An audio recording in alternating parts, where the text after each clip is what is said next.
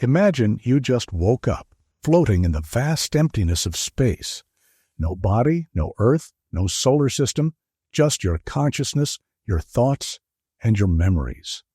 Everything you remember your childhood, your first love, what you had for breakfast this morning, might be nothing more than random arrangements of atoms creating false memories in a spontaneously formed brain. This is the Boltzmann Brain Paradox, and it's about to make you question everything you think you know about existence. In the late 1800s, physicist Ludwig Boltzmann was contemplating the nature of the universe and entropy, the tendency of all things to move from order to chaos. Think of it like your bedroom. It's much easier for your room to become messy than to spontaneously organize itself. The universe works the same way. But here's where things get strange. In an infinite universe with infinite time, anything that can happen, no matter how improbable, must happen eventually. Just as 1,000 monkeys typing for an infinite amount of time would eventually write Shakespeare, random atoms floating in space would eventually arrange themselves into meaningful patterns. Now consider two scenarios. Scenario 1. Our entire universe, with its billions of galaxies, countless stars, and all of human civilization, emerged from the Big Bang and evolved over 13.8 billion years to create your current experience. Scenario 2.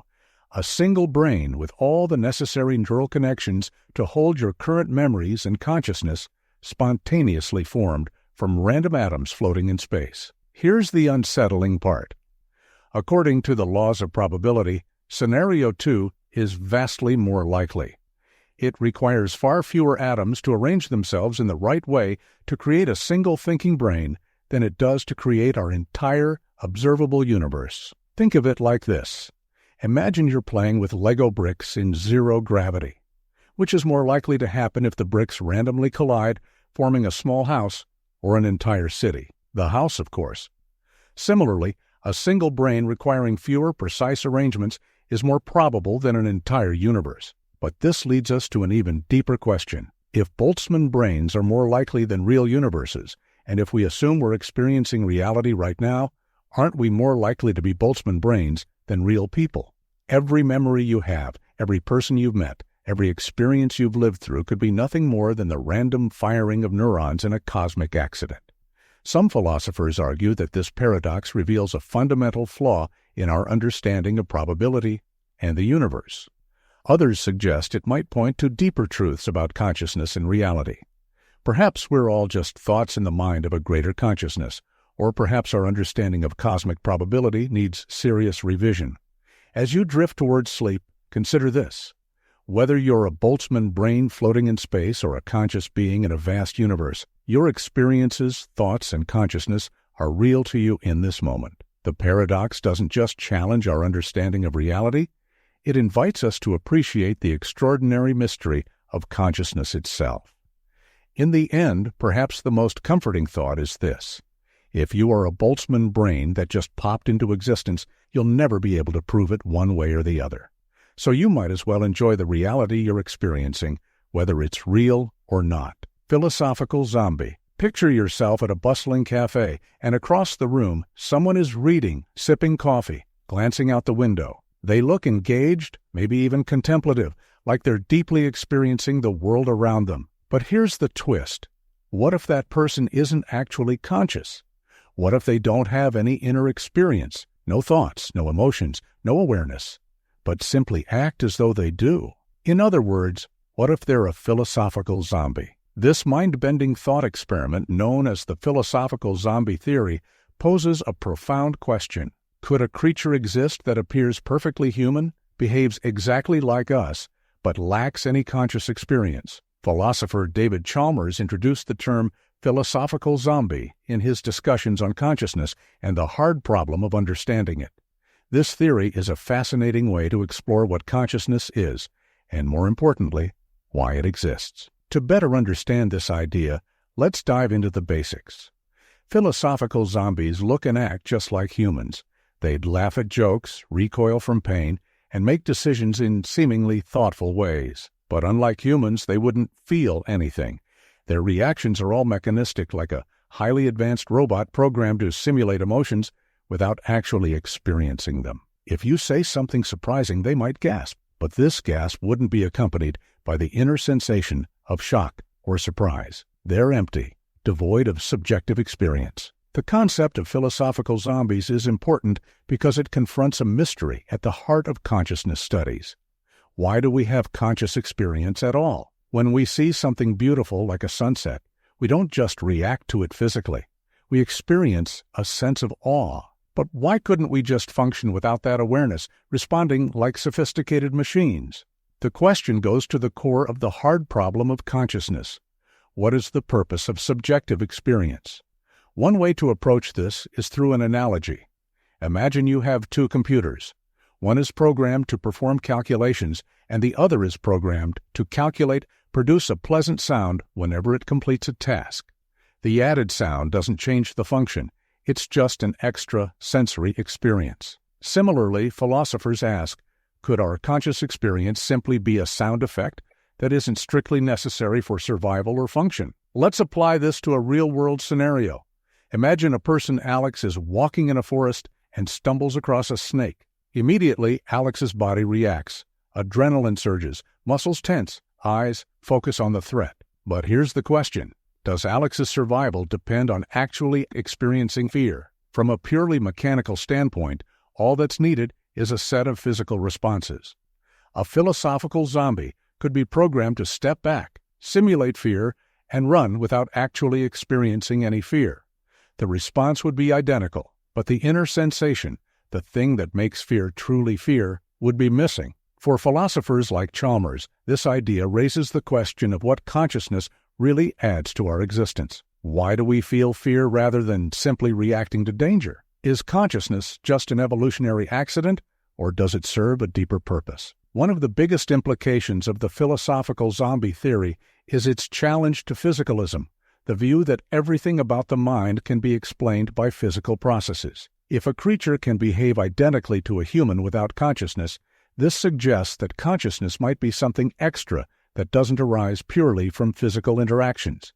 It raises the possibility that consciousness is an independent phenomenon, something that can't be reduced to brain processes alone. This has led some to suggest that consciousness might belong to a realm beyond the physical, perhaps as a fundamental feature of the universe, akin to space or time. Others argue against the possibility of philosophical zombies, claiming that the act of behaving in a complex human way inherently requires consciousness. They contend that every reaction, every decision, and every interaction is so deeply intertwined with consciousness that separating them is impossible. In this view, philosophical zombies are a conceptual paradox, a thought experiment with no real grounding in how life or consciousness actually functions. What makes the philosophical zombie concept so compelling is how it taps into the mystery of our own awareness. We know we're conscious because we feel our thoughts, emotions, and experiences. But knowing what consciousness actually remains elusive. The philosophical zombie theory highlights the unique, almost magical quality of consciousness. It's something that can't be observed or measured from the outside. You could study a human brain in exquisite detail, understand every chemical reaction and neural pathway, and still have no insight into what that person experiences internally. This idea invites us to ponder. If consciousness could be removed from our existence without altering our behavior, what does that say about the nature of reality? Are we simply collections of reactions with the illusion of self-awareness layered on top? Or is consciousness the very essence of our being? The philosophical zombie theory also taps into something deeply existential. If a person could be devoid of inner life, yet still behave in every way like you or me, it raises questions about identity and authenticity. How do we know other people are conscious? How do we know we're not philosophical zombies ourselves, only thinking we're conscious because that's what we're programmed to believe? While these questions may sound fantastical, they speak to the heart of our deepest uncertainties about consciousness.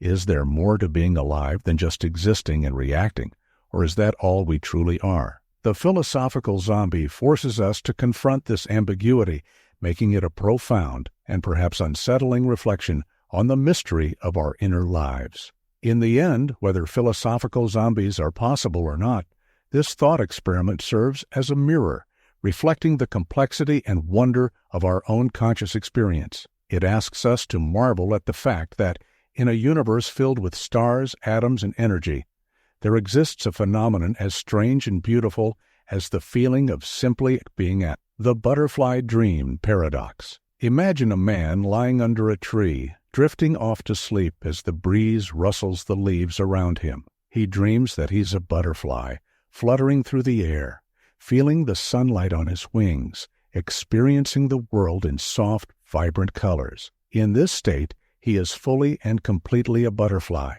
He feels only the lightness of flying and the serenity of floating on the wind. Suddenly, he wakes up, once again, a man. The experience fades, but a haunting question lingers. Was he a man dreaming he was a butterfly, or is he now a butterfly dreaming he's a man? This ancient story, known as the butterfly dream paradox, is attributed to the Chinese philosopher Chuangzi, who lived around the 4th century BCE. Chuangzi's dream raises one of the most profound questions in philosophy. How can we know what is truly real? Are we certain of the reality we are in, or could it all be an illusion, much like the way we perceive our dreams? Chuangzi's butterfly dream touches on a universal human experience, the vividness of dreams. Most people have experienced dreams that felt so real, so complete, that they briefly believed them to be their true reality. In those moments, we rarely question the authenticity of the dream world. Our mind creates narratives, sensations, and emotions that feel entirely genuine. It's only when we wake up that we realize we were in a different state altogether. This paradox invites us to consider whether there's a fundamental difference between dreams and waking reality. In the dream, Chuangzi was a butterfly. He experienced the world through its eyes, with its perspective and sensations. Upon waking, he found himself back as Chuangzi, a man.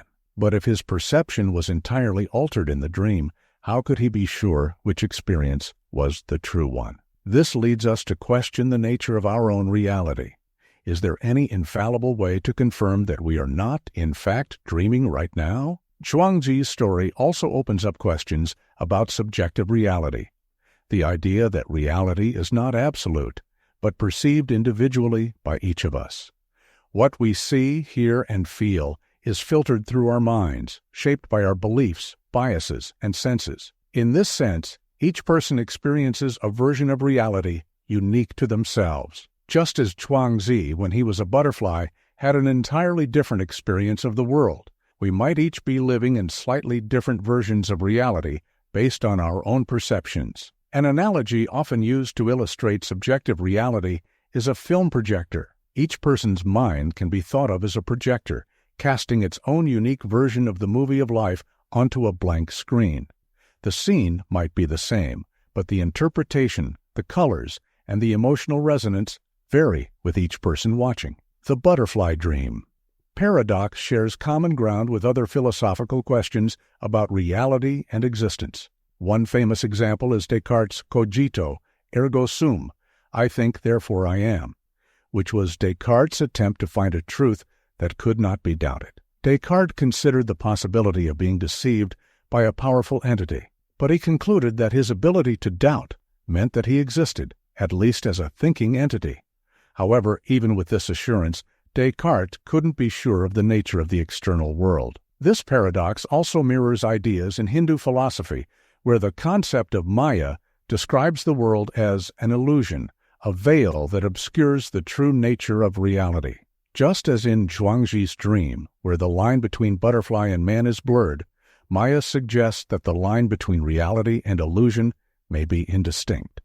Both concepts challenge the certainty of our knowledge and the reliability of our perceptions. In modern philosophy, Chuangzi's butterfly dream resonates with the brain in a vat thought experiment. Imagine a brain kept alive in a vat, wired to a supercomputer simulating sensory experiences. The brain would have no way of knowing it was in a vat.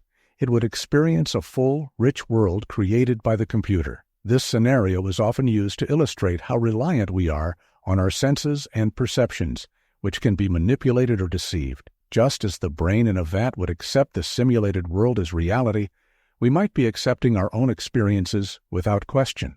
So, Chuangzi's question lingers. If we cannot rely on our senses, how can we determine what is real? At its core, the butterfly dream paradox doesn't provide an answer. It leaves us with an open-ended question. And perhaps that's the point. Chuangzi's philosophy often emphasizes the idea of going with the flow, accepting the uncertainty of life. Rather than seeking concrete answers, Chuangzi encourages us to embrace the mystery of existence and live harmoniously within it. One of the lessons we might draw from the butterfly dream paradox is that reality, whether objective or subjective, is complex and multifaceted. Just as we sometimes take our dreams seriously while we're in them, it's possible that our perception of reality might be just one layer in a much larger tapestry. Chuangzi invites us not to view this as a limitation, but as a source of wonder. There's a poetic beauty in the idea that we might all be butterflies, flitting from one dream to another, each one feeling as real as the last. And if reality is indeed a dream, Chuangzi seems to suggest that we should not struggle to dissect it. Instead, perhaps we can savor each moment, like the butterfly savoring each flight, each flower, each patch of sunlight. After all, whether we are butterflies or humans, the experience of being, even if uncertain, might be the greatest mystery of all. In the end, Chuangzi's butterfly dream paradox isn't about solving the question of what is real or fake. It's about appreciating the mystery of perception itself. It reminds us that reality is perhaps not just about what we see or touch, but about the ever-shifting dance of experiences that makes life so rich, strange, and beautiful. The temporal experience. Theory. Have you ever noticed how time seems to fly when you're having fun, yet crawls at a snail's pace during that last hour of work? This curious relationship with time brings us to one of the most fascinating aspects of human consciousness, the temporal experience theory, which explores how our minds perceive and process the passage of time. Think of time like water flowing through a river. While the actual flow rate remains constant, our experience of it varies dramatically based on where we're standing and what we're doing. This is the essence of temporal experience, the subjective way we perceive time's passage, often in stark contrast to its objective measurement. Let's dive deeper through a simple example. Remember your last vacation. Those beautiful days probably felt like they zipped by in moments. Yet think back to your childhood summers, they seem to stretch on endlessly. This isn't just nostalgia. It's a fundamental aspect of how our brains process temporal experience. The theory suggests that our perception of time isn't fixed like a metronome, but is instead highly malleable, influenced by several fascinating factors. The first is novelty. New experiences cause our brains to create more detailed memories, making time feel longer in retrospect. This explains why your first day at a new job feels longer than your 100th day. Your brain is working harder to process all the new information. Consider this. Researchers have found that time seems to speed up as we age. This isn't because our biological clocks run faster, but because we experience fewer novel situations. When you're 5 years old, everything is new. Each day brings unprecedented experiences, making time feel expansive. By the time you're 50, many experiences are routine, causing time to feel like it's rushing by. The theory also explains the holiday paradox, how vacations can feel quick while we're experiencing them, but long when we remember them. It's like your brain creates a detailed photo album of new experiences, making the memory feel rich and time-stretched, even though the actual experience might have felt brief. Emotion plays a crucial role, too. Time seems to slow down during dangerous or frightening situations. Think of how a near-miss accident seems to happen in slow motion. This is your brain switching to high alert mode, processing information more quickly, and creating an illusion of slowed time. It's like your mind's frame rate suddenly increasing, capturing more detail in each moment. But perhaps most fascinating is how our attention shapes temporal experience. When you're fully engaged in an activity, what psychologists call flow state time seems to disappear altogether. It's as if your consciousness temporarily steps outside the river of time. Conversely, when you're acutely aware of time's passage, like watching a clock during a boring meeting, each minute feels excruciatingly long. The theory has profound implications for how we live our lives. Understanding that novel experiences expand our perception of time suggests a solution to the feeling that life is rushing by. Seek out new experiences, learn new skills, visit new places. Each novel experience is like dropping a pebble in the river of time, creating ripples that slow its perceived flow. Moreover, this understanding can help us design our days more effectively. If we want time to feel richer and fuller, we might intentionally vary our routines, engage in new activities, or simply pay more attention to the present moment. It's like being both the photographer and the subject of your temporal experience, consciously choosing what to focus on and how to frame each moment. As you rest with these thoughts, consider how your own temporal experience shifts and changes. Notice how this very moment might feel different now that you're paying attention to it. Perhaps time isn't just something that happens to us, but something we actively participate in shaping through our attention, our choices, and our willingness to embrace new experiences. Remember, while we cannot control time's objective passage, we have remarkable influence over how we experience its flow. In understanding this, we gain a tool for making our finite time feel richer, fuller, and more meaningful. The egg theory. Imagine this. You're walking home after a long day, lost in thought, when suddenly everything goes dark. You blink, confused, and realize you're in a completely different place. There's no pain, no fear, just a gentle curiosity. A figure approaches, calm and knowing, and before you can even ask, they tell you you're dead. But rather than fading into the unknown, you're about to learn something extraordinary. This is the starting point of The Egg Theory, a thought-provoking story by Andy Weir, the author of The Martian. In a few hundred words, this theory proposes an idea about life, consciousness, and the nature of existence that has captivated millions of readers. The Egg Theory invites us to consider a radical, mind-bending concept. What if we are all the same soul, reincarnating across time, experiencing every single life in the history of humanity? You are not just you. You are also every person who has ever lived, is living, and will live. In this framework, every relationship, every conflict, every kindness is, in essence, a connection with yourself. At its heart, the Egg Theory explores the concept of universal oneness.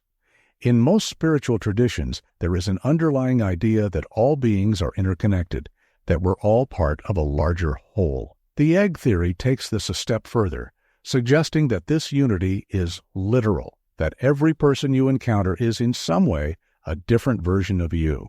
When you hold a door open for a stranger, you're showing kindness to yourself. When you argue with someone, you're actually struggling with an aspect of your own nature. This perspective has profound implications. If everyone you meet is another version of you, then every act of compassion, empathy, and forgiveness becomes an act of self-love. When viewed through this lens, the moral philosophy of treat others as you would want to be treated isn't just a guideline for polite behavior. It becomes a fundamental truth of existence. In Weir's story, the protagonist learns about this concept through a conversation with a being who may be God, or perhaps simply a higher form of consciousness.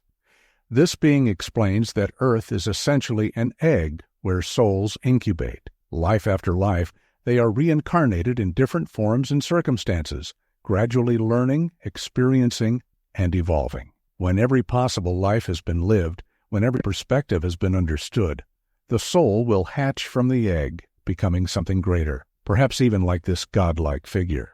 The God character implies that the purpose of life isn't about achieving individual greatness or accumulating material success. Instead, it's about gaining empathy, understanding, and wisdom. The journey isn't just about your life as you currently know it. It's about understanding the full range of human experience, from the heights of joy to the depths of despair. In the grand scheme, your current identity is only a single thread in a vast, interconnected tapestry. If everyone you encounter is another version of yourself, then empathy becomes more than an emotional response. It becomes a necessity. Think of it this way. If you were to experience every person's life, wouldn't it make sense to treat everyone with compassion? After all, their struggles and triumphs are, in this theory, your own. The egg theory encourages us to view human conflict, discrimination, and prejudice as misunderstandings within ourselves, a failure to recognize our shared consciousness. This idea reflects the principle of non-duality, a concept in many Eastern philosophies that emphasizes the illusion of separation. According to non-duality, the distinctions between you and me, us and them, are ultimately false, mere constructs of our minds. The egg theory takes this idea into a fictional yet deeply insightful context. By suggesting that everyone is one soul, it challenges us to think beyond our individual boundaries and to see ourselves in others. The egg theory also touches on ideas found in Hinduism and Buddhism, where reincarnation and karma are key components. However, it deviates in its assertion of a single soul rather than multiple. In Hinduism, the concept of Atman, or the individual soul, is part of Brahman, the universal soul. Buddhism teaches that the self is an illusion, and the journey is about dissolving the ego. The egg theory simplifies these ideas into a single, digestible concept, making it accessible for readers of all backgrounds. By envisioning every life as part of one soul's journey, it offers a unifying perspective that aligns with spiritual themes without requiring adherence to any specific belief system. Beyond spirituality, the egg theory also aligns with certain principles in quantum physics and consciousness studies. Some interpretations of quantum mechanics suggest that consciousness itself might be a fundamental element of reality, woven into the fabric of existence. While scientists haven't found any empirical basis for reincarnation or the existence of a universal consciousness, the egg theory offers a fictional yet fascinating thought experiment that bridges these scientific mysteries with human experience. So, how might our lives change if we truly embrace the egg theory? Imagine going through your day with the awareness that every interaction is, in a way, a conversation with yourself. Small annoyances, like a rude cashier or an impatient driver, might start to feel different. You may find yourself responding with understanding instead of frustration, thinking, "This too is me, just in a different circumstance." Conflicts might take on new meaning as opportunities to reconcile with parts of yourself that you find difficult or uncomfortable. This doesn't mean that life becomes instantly easier, but it does encourage a mindset of patience and understanding. By internalizing the egg theory, you could foster a sense of peace, a feeling that no matter what happens, every experience is helping you grow and evolve. You're not just learning for yourself in this life, but for every future life, every future version of you. The egg theory may be a work of fiction, but its message lingers. It speaks to a longing we all have to feel connected, to transcend the barriers that separate us from each other. Whether or not we are all truly one soul, as the theory suggests, it reminds us that we have the capacity to expand our understanding, to embrace empathy, and to view life as a journey of growth and unity. The egg invites us to see the world as a place where every interaction, every relationship, every moment is part of a grander story, a story of learning, compassion, and connection across time and space. The Matrix. Imagine if one day you discovered that everything you know, the world, your relationships, even the very air you breathe, is part of an elaborate simulation. You're a character in a system that looks real, feels real, and even fools your own mind. Welcome to the Matrix, a thought experiment that explores the boundaries between reality, illusion, and control.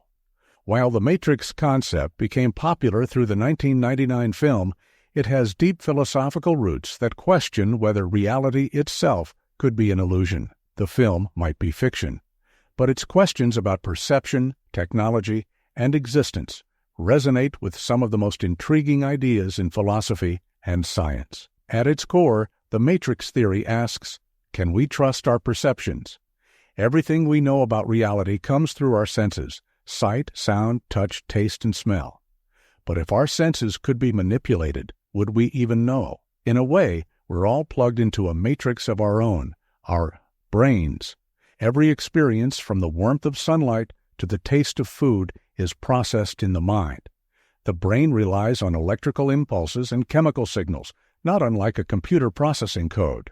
But if these signals were intercepted and replaced with artificial ones, our brains might still interpret them as real. In the movie, humanity is trapped within a virtual construct, a world that only exists in their minds, while their physical bodies are imprisoned and used as batteries. This premise builds on an idea explored by philosophers like René Descartes, who proposed the possibility of an evil demon that could be deceiving us into believing in a false reality.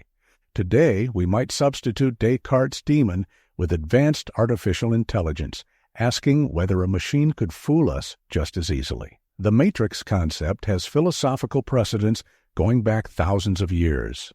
One of the most well-known is Plato's allegory of the cave. Imagine prisoners chained inside a dark cave, facing a blank wall. They've been there since birth, so they've never seen the outside world. Behind them, a fire burns, and people pass in front of the fire, casting shadows on the wall. The prisoners see these shadows and hear echoes, and to them, this is reality. One day, a prisoner escapes and sees the world outside the cave, the sun, trees, rivers, and people. He realizes that the shadows he's known his whole life were just illusions. In Plato's allegory, the journey out of the cave is a journey toward knowledge and enlightenment, the realization that there is a reality beyond what we directly perceive. The Matrix updates this allegory for the digital age. Instead of shadows on a wall, humans in the Matrix experience a fully immersive illusion designed to keep them docile and unaware of their real situation. But the lesson remains the same. Breaking free from illusion requires questioning reality, a difficult task in a world where illusion feels as real as any physical sensation. The Matrix idea isn't just a fantasy for the screen.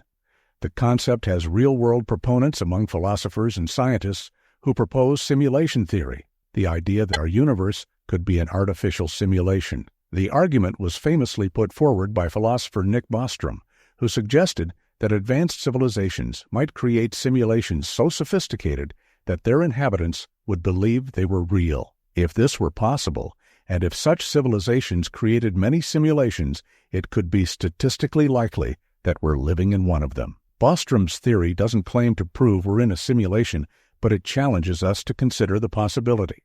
After all, if we already have virtual reality technology and are advancing AI, could it be only a matter of time before simulations are indistinguishable from the real world? If that's the case, then our very reality could be an advanced simulation controlled by beings or systems beyond our understanding. The Matrix also explores questions of free will and determinism. In the film, Neo is told he has a choice.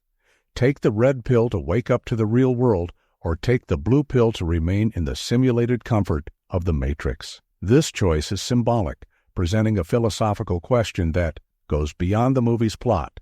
Do we have genuine freedom, or are our actions controlled by unseen forces? The Matrix implies that as long as we remain within the bounds of a controlled reality, our choices might be manipulated by the rules of that reality. This idea echoes deterministic philosophies, which argue that everything we do is the result of prior causes, our environment, biology, and the systems we're part of. In the Matrix, Neo's choice to rebel against his artificial reality symbolizes a struggle for autonomy and authenticity in a world that constantly shapes us. One of the most compelling aspects of the Matrix is its exploration of awakening.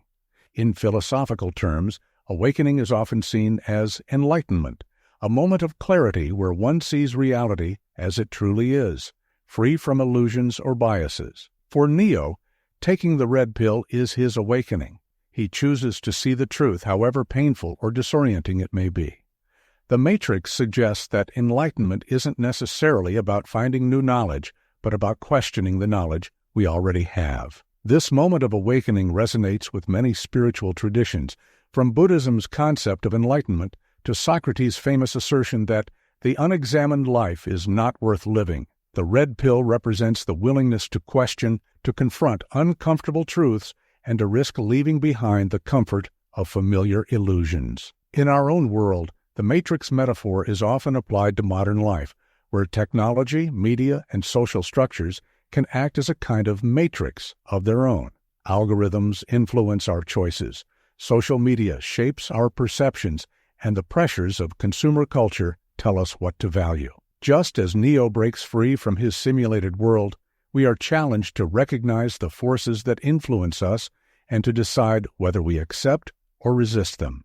Ultimately, the Matrix leaves us with an open-ended question. How do we know what is real?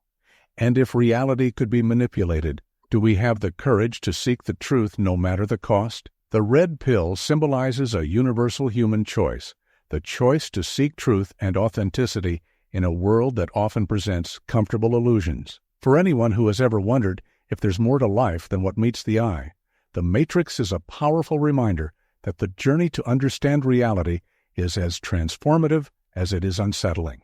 And like Neo, we are all invited to take that leap, to wake up, and to question the nature of the world we call home. The experience machine theory. Suppose a machine that can give you the perfect life. Every experience you've ever wanted, traveling the world, falling in love, achieving fame, could be yours at the push of a button. This isn't a fantasy.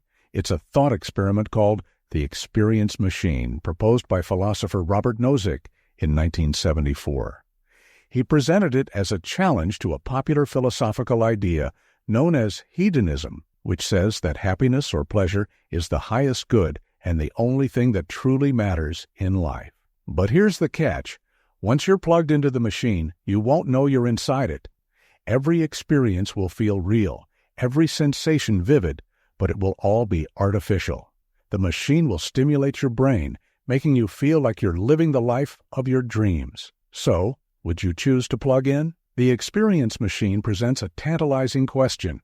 If pleasure and happiness are the only things that truly matter, then why shouldn't we plug into the machine? If the machine can give us everything we desire and make us feel happy all the time, wouldn't that be the best possible life? But Nozick's point was to challenge this very assumption. By asking whether we'd plug in, he's asking us to consider what we value most in life. Is pleasure really the ultimate goal, or do we also value authenticity, genuine relationships, personal growth, and the sense of accomplishment that comes from facing real challenges? Imagine being able to program your life experiences like a movie script. You could decide that tomorrow you'll wake up as a world-renowned artist or a successful entrepreneur. You could design a love story that's free from heartbreak or a career that's free from failure. This vision of a perfect, pleasure-filled existence seems like the ultimate escape from the hardships of reality. The machine offers a reality where there are no disappointments, no unfulfilled dreams, and no setbacks. Every moment would be crafted to maximize your happiness and eliminate all suffering. At first glance, it sounds like an easy choice. After all, who doesn't want happiness and pleasure? But Nozick argued that if we stop and think about it, many of us would hesitate to plug in. The machine strips away everything that makes life unpredictable, real, and uniquely ours. It gives us happiness, but it takes away the meaning that comes from real experiences, relationships, and personal achievements. Why would anyone hesitate to enter the experience machine? Nozick suggested that we value more than just feeling good. We want our experiences to be real. We don't just want the feeling of achieving something, we want to actually achieve it. There's a profound difference between the simulated feeling of climbing a mountain and the actual experience of struggling up each step, feeling the burn in your legs, and reaching the summit. In essence, Nozick believed that we crave authenticity. The idea of experiencing love, success, or adventure in a simulated reality might feel hollow because we know it's not genuinely happening. The love in the machine is programmed, the challenges are artificial, and the victories are predetermined. Without the possibility of failure, can success even hold real meaning? One of the things that the experience machine lacks is struggle.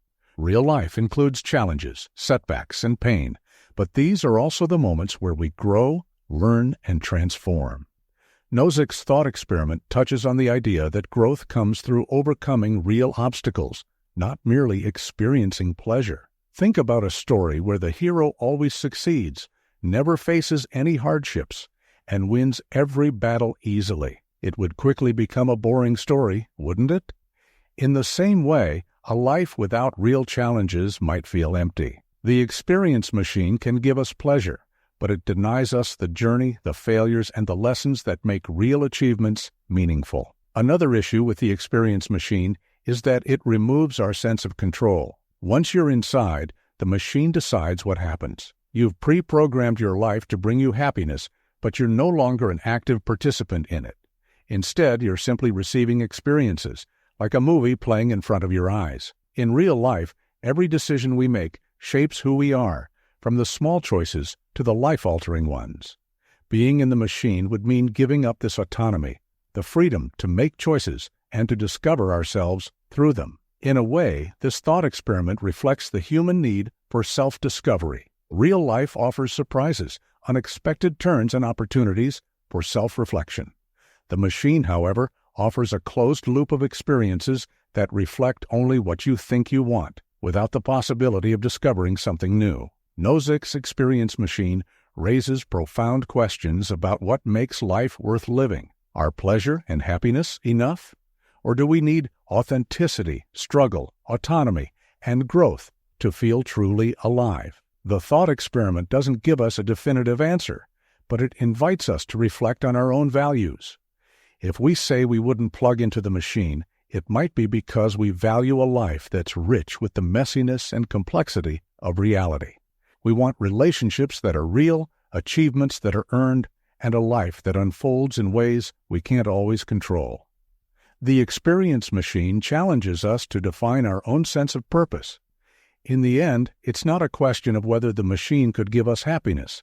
It's about whether happiness alone would be enough for us to feel that we're truly living. The Library of Babel concept. Picture yourself at a library so vast, it contains every single book ever written, and every book that could ever be written. In its endless corridors, you'd find a text with the complete works of Shakespeare, but also countless near duplicates where every letter is off by one. Somewhere, there's a book that holds the exact description of your life from birth to this very moment, as well as countless others that detail versions of your life that you never lived. This is the Library of Babel, an idea conceived by the Argentine writer Jorge Luis Borges in 1941. In Borges's mind-bending short story, the Library of Babel is not just a literary device, but a philosophical concept that challenges our understanding of infinity, knowledge, and meaning. Imagine walking into this library. The shelves extend in every direction as far as the eye can see. Row after row, shelf after shelf, all filled with books that contain every possible arrangement of letters and punctuation. Borges imagined each book as 410 pages long, each page with a fixed number of letters. In such a library, there would be books that contain profound insights into the universe, mixed with books that are pure gibberish, and others that are almost right, but not quite. It's a powerful metaphor for human knowledge and the search for meaning in a vast and often incomprehensible universe. The library, with its infinite possibilities, is a paradox. It holds every truth, every answer, but it's also mostly noise, an overwhelming ocean of meaningless text. To truly understand the Library of Babel, we need to dive into the philosophical implications of infinity, randomness, and our search for meaning. Jorge Luis Borges was deeply fascinated by the nature of knowledge and the limits of human understanding. In his short story, The Library of Babel, he describes a universe that is, in fact, a library, an infinite array of hexagonal rooms, each filled with books that together contain every possible combination of letters. This library embodies infinity in the purest sense, a place where everything exists but almost nothing makes sense. The concept wasn't just a literary invention. It reflects questions that philosophers and mathematicians have pondered for centuries. How do we navigate an infinite realm of information? How do we find meaning in a universe that seems indifferent, where truth is hidden among countless falsehoods? Borges used the Library of Babel to push these questions to their limits. At the heart of the Library of Babel lies the concept of infinity. In an infinite library, every possible book exists, but so does every incorrect version of that book. Somewhere in this library there is a book that describes exactly how the universe works, down to the finest detail. But the vast majority of books are filled with random sequences of letters, making it nearly impossible to find anything meaningful. It's like looking for a needle in an endless stack of hay. This brings us to a profound philosophical point. In an infinite universe, even if all knowledge exists, most of it might be inaccessible or buried in noise. Imagine trying to find a single meaningful sentence in an ocean of nonsense. The Library of Babel suggests that even if every answer is out there, the vastness of possibilities makes finding it almost hopeless. The Library of Babel serves as a powerful analogy for the Internet, where we have access to more information than ever before. Just like the library, the Internet holds both profound truths and endless misinformation. We live in an age where knowledge is abundant, but distinguishing valuable information from irrelevant or misleading content is an enormous challenge.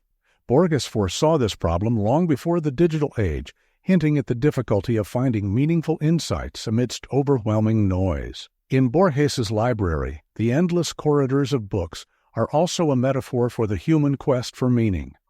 We are constantly searching for answers about ourselves, our place in the universe, and the nature of reality.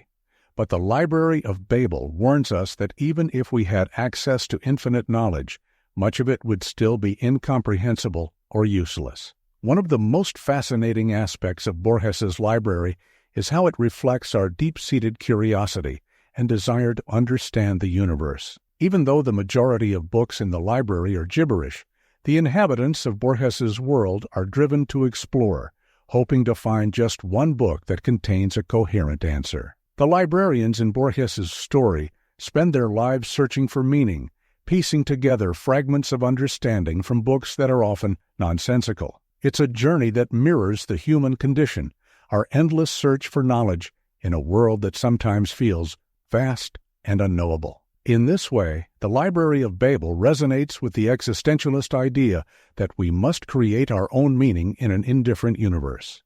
Just as the librarians search for purpose in an endless sea of information, we too search for meaning in a world that doesn't always offer clear answers. The Library of Babel challenges us to think about the nature of knowledge, randomness, and meaning.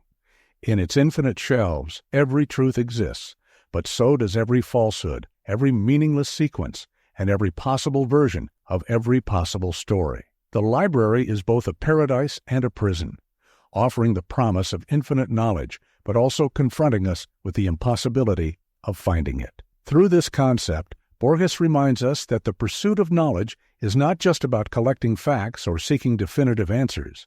It's also about navigating uncertainty, embracing the unknown, and finding value in the journey itself. Like the librarians of the infinite library, we are all searching for meaning, hoping to find coherence amidst the chaos.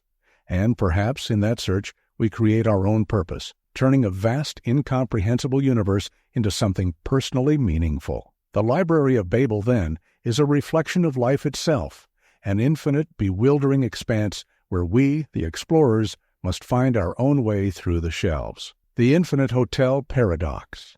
Let's suppose there is a hotel with an infinite number of rooms. No matter how many guests arrive, there's always room for one more. This place isn't just a thought experiment. It's a fascinating way to explore the concept of infinity itself. First proposed by mathematician David Hilbert, the Infinite Hotel Paradox challenges our understanding of space, numbers, and what we think is logically possible. While it's impossible to build such a hotel in reality, thinking about it opens doors to understanding infinity in ways that are surprising and even a bit unsettling. Picture this. You arrive at Hilbert's Infinite Hotel, a grand structure that stretches beyond what the eye can see. The hotel's lobby is filled with guests checking in, yet every single room is already occupied. An infinite hotel with an infinite number of guests? That's a paradox in itself. How can there be a room for you if every room is full? Hilbert's Infinite Hotel confronts this with a clever twist. Since the hotel has infinite rooms, there's a way to make space for any newcomer. The solution seems straightforward, but opens up mind-bending implications about infinity and endlessness, challenging what we think is possible. So, you've arrived at the Infinite Hotel, and all the rooms are full. How can the manager accommodate you? Surprisingly, it's easy. The manager simply moves the guest in room 1 to room 2, the guest in room 2 to room 3, and so on down the line. In other words, each guest is shifted over by one room. Now, room 1 is open, and you can check in. Even though the hotel was fully occupied, one more guest can always be accommodated, in an infinite system. Chua.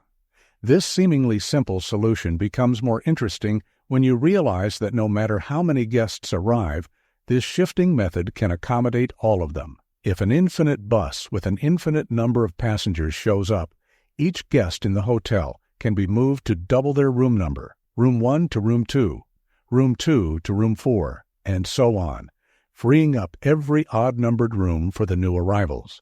By shifting the guests in specific ways, the manager can find space for an infinite number of new guests, over and over again.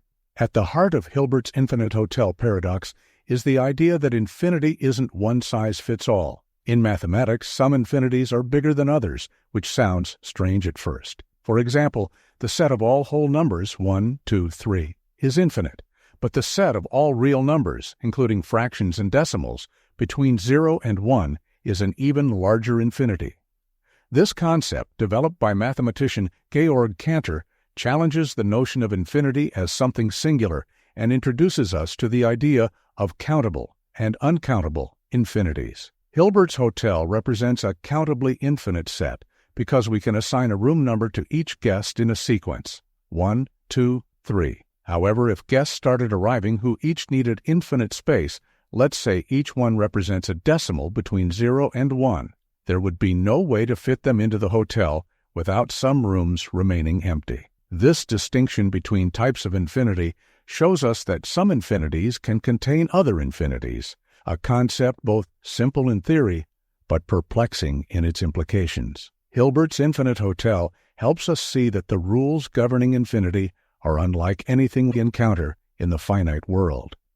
In everyday life, if every room in a hotel is full, there's no way to fit in another guest without kicking someone out. But in the infinite hotel, new rules apply, and these rules teach us about the possibilities and limitations of infinity. Infinity, as represented by Hilbert's hotel, allows for endless possibilities. Yet this endlessness leads to paradoxes that challenge our fundamental understanding. For instance, if the hotel is always full, does that mean it's ever really empty? And if you keep adding guests, does the hotel actually grow? These questions are absurd, but they're also profound. They reveal the strange, counterintuitive ways infinity behaves when it's applied to practical scenarios. The infinite hotel paradox is more than just a clever riddle. It has real implications for fields like mathematics, physics, and philosophy. In cosmology, for instance, the concept of an infinite universe brings up similar questions about space, matter, and the limits of our understanding. If the universe is infinite, can it ever be full? And if there's always room for more galaxies, stars, and planets, what does that mean for our place in the cosmos? In the realm of philosophy, the paradox raises questions about the nature of existence and reality. Just as Hilbert's hotel can infinitely accommodate, does it mean that possibilities in life and thought are also infinite?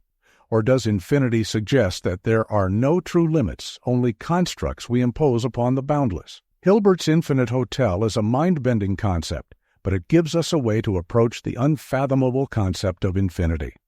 By considering what it would mean to run a hotel with infinite rooms, we catch a glimpse into the vast, complex world of infinite sets, countability, and paradoxes that make up the world of higher mathematics.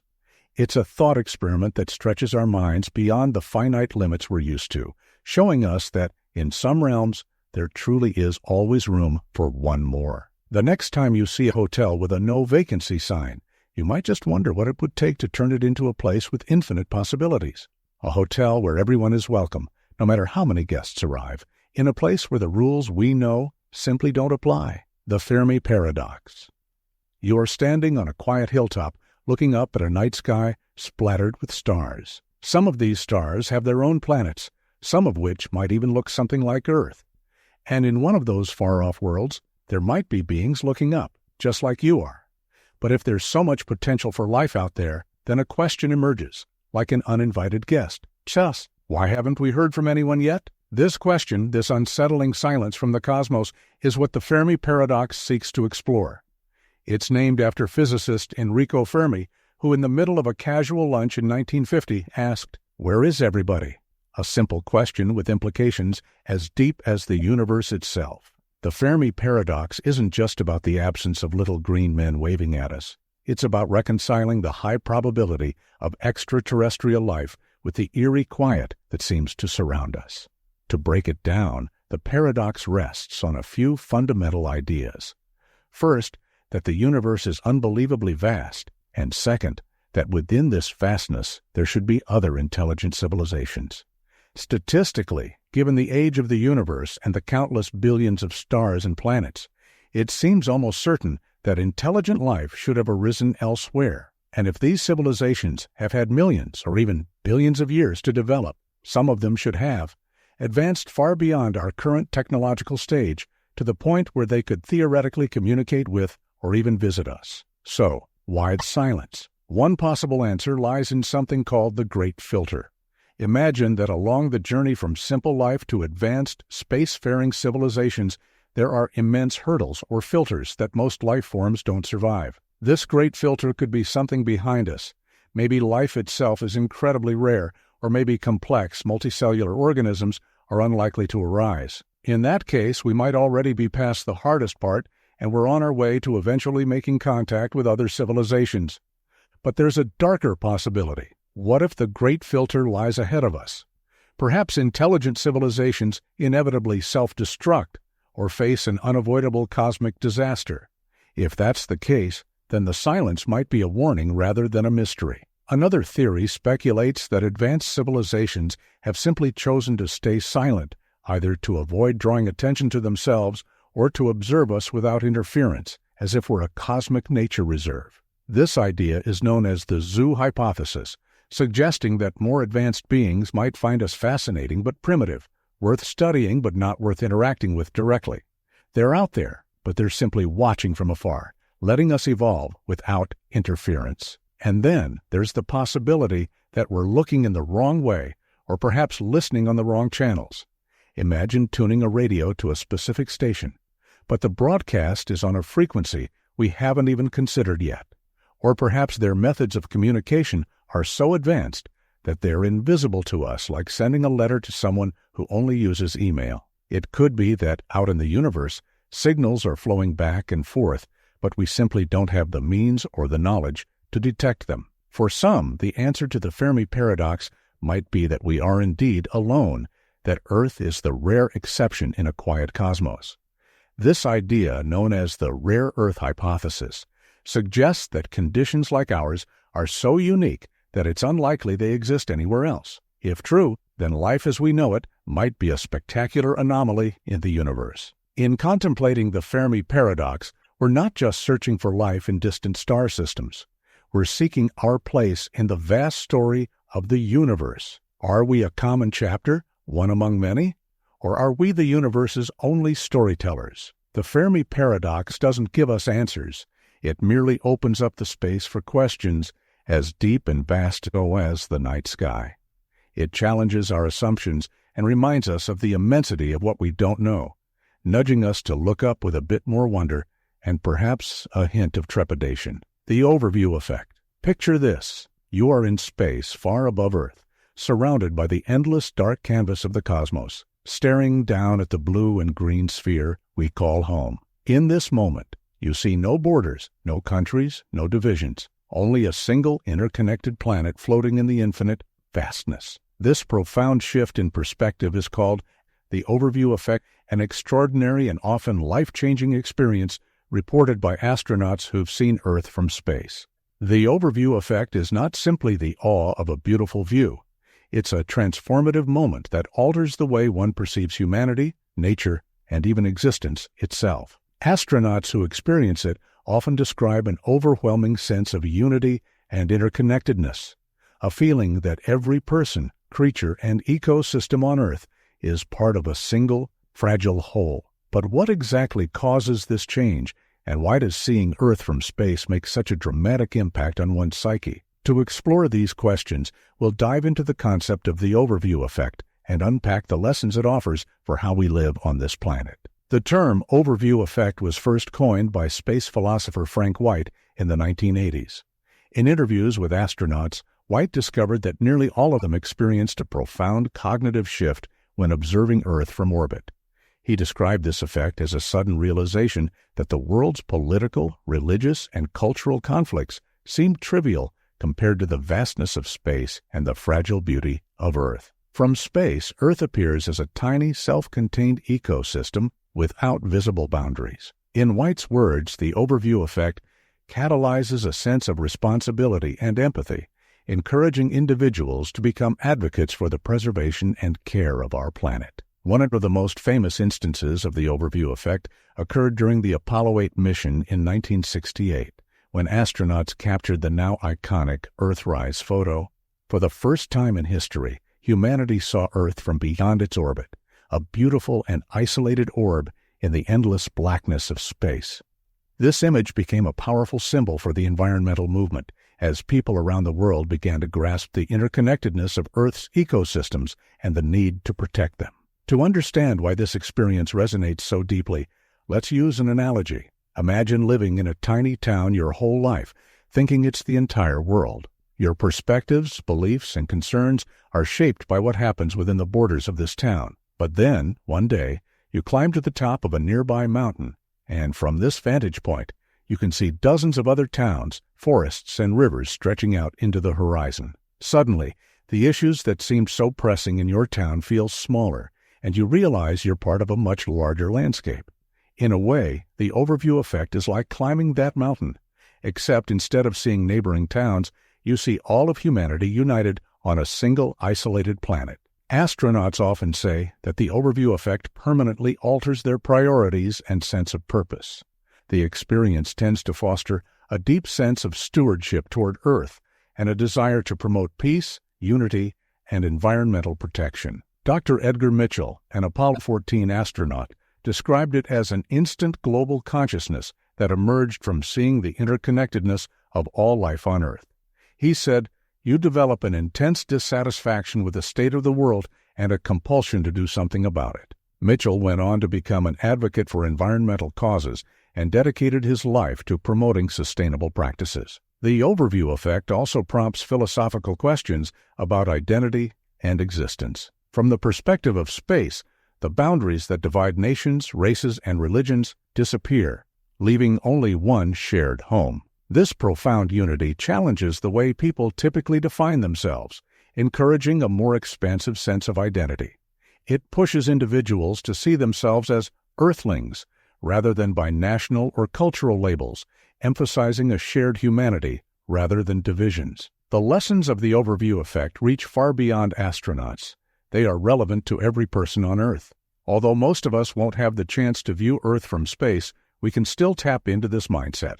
By looking at images of Earth from space, exploring nature, and learning about the interconnectedness of ecosystems, we can foster a similar sense of unity and responsibility.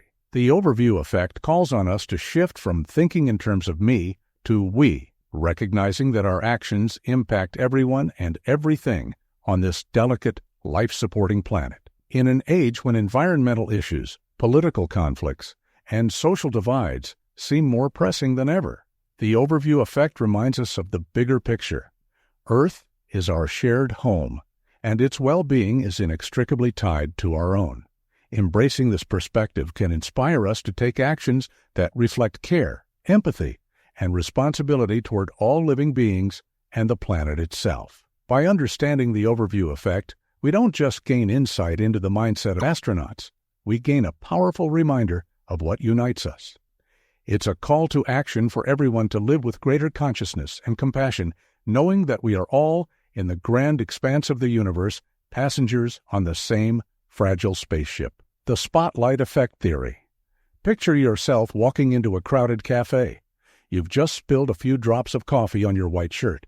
Your heart races, and suddenly it feels like every single person in that cafe is staring at you, judging you, noticing that small brown stain that seems to be screaming for attention.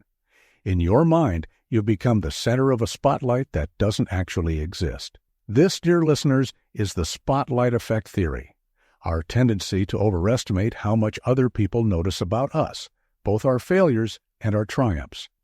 Think of it as wearing a pair of glasses that magnifies how visible we think we are to others, when in reality, everyone else is wearing their own pair, focused on themselves. The term was coined by psychologists Thomas Gilovich and Kenneth Savitsky in 1999, but the phenomenon has been part of human experience for as long as we've had self-consciousness. In their groundbreaking study, they asked college students to wear an embarrassing T-shirt, one with a large picture of Barry Manilow, into a room full of their peers. Before entering, the students predicted that about half of the people in the room would notice their shirt. In reality, only about 25% did. Why does this happen?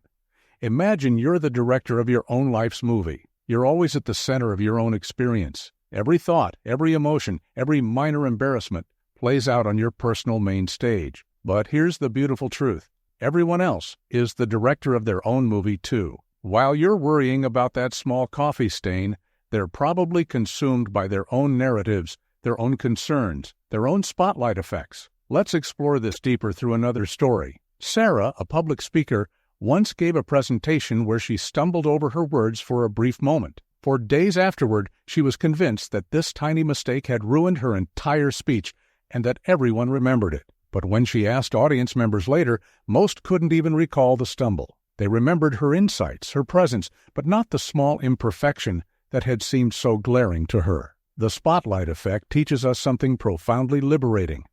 We are both more and less important than we imagine, more important in our own internal world, less important in everyone else's. This isn't because others don't care about us, but because they're caught up in their own spotlight effects, their own internal movies. Think about how this knowledge might free you.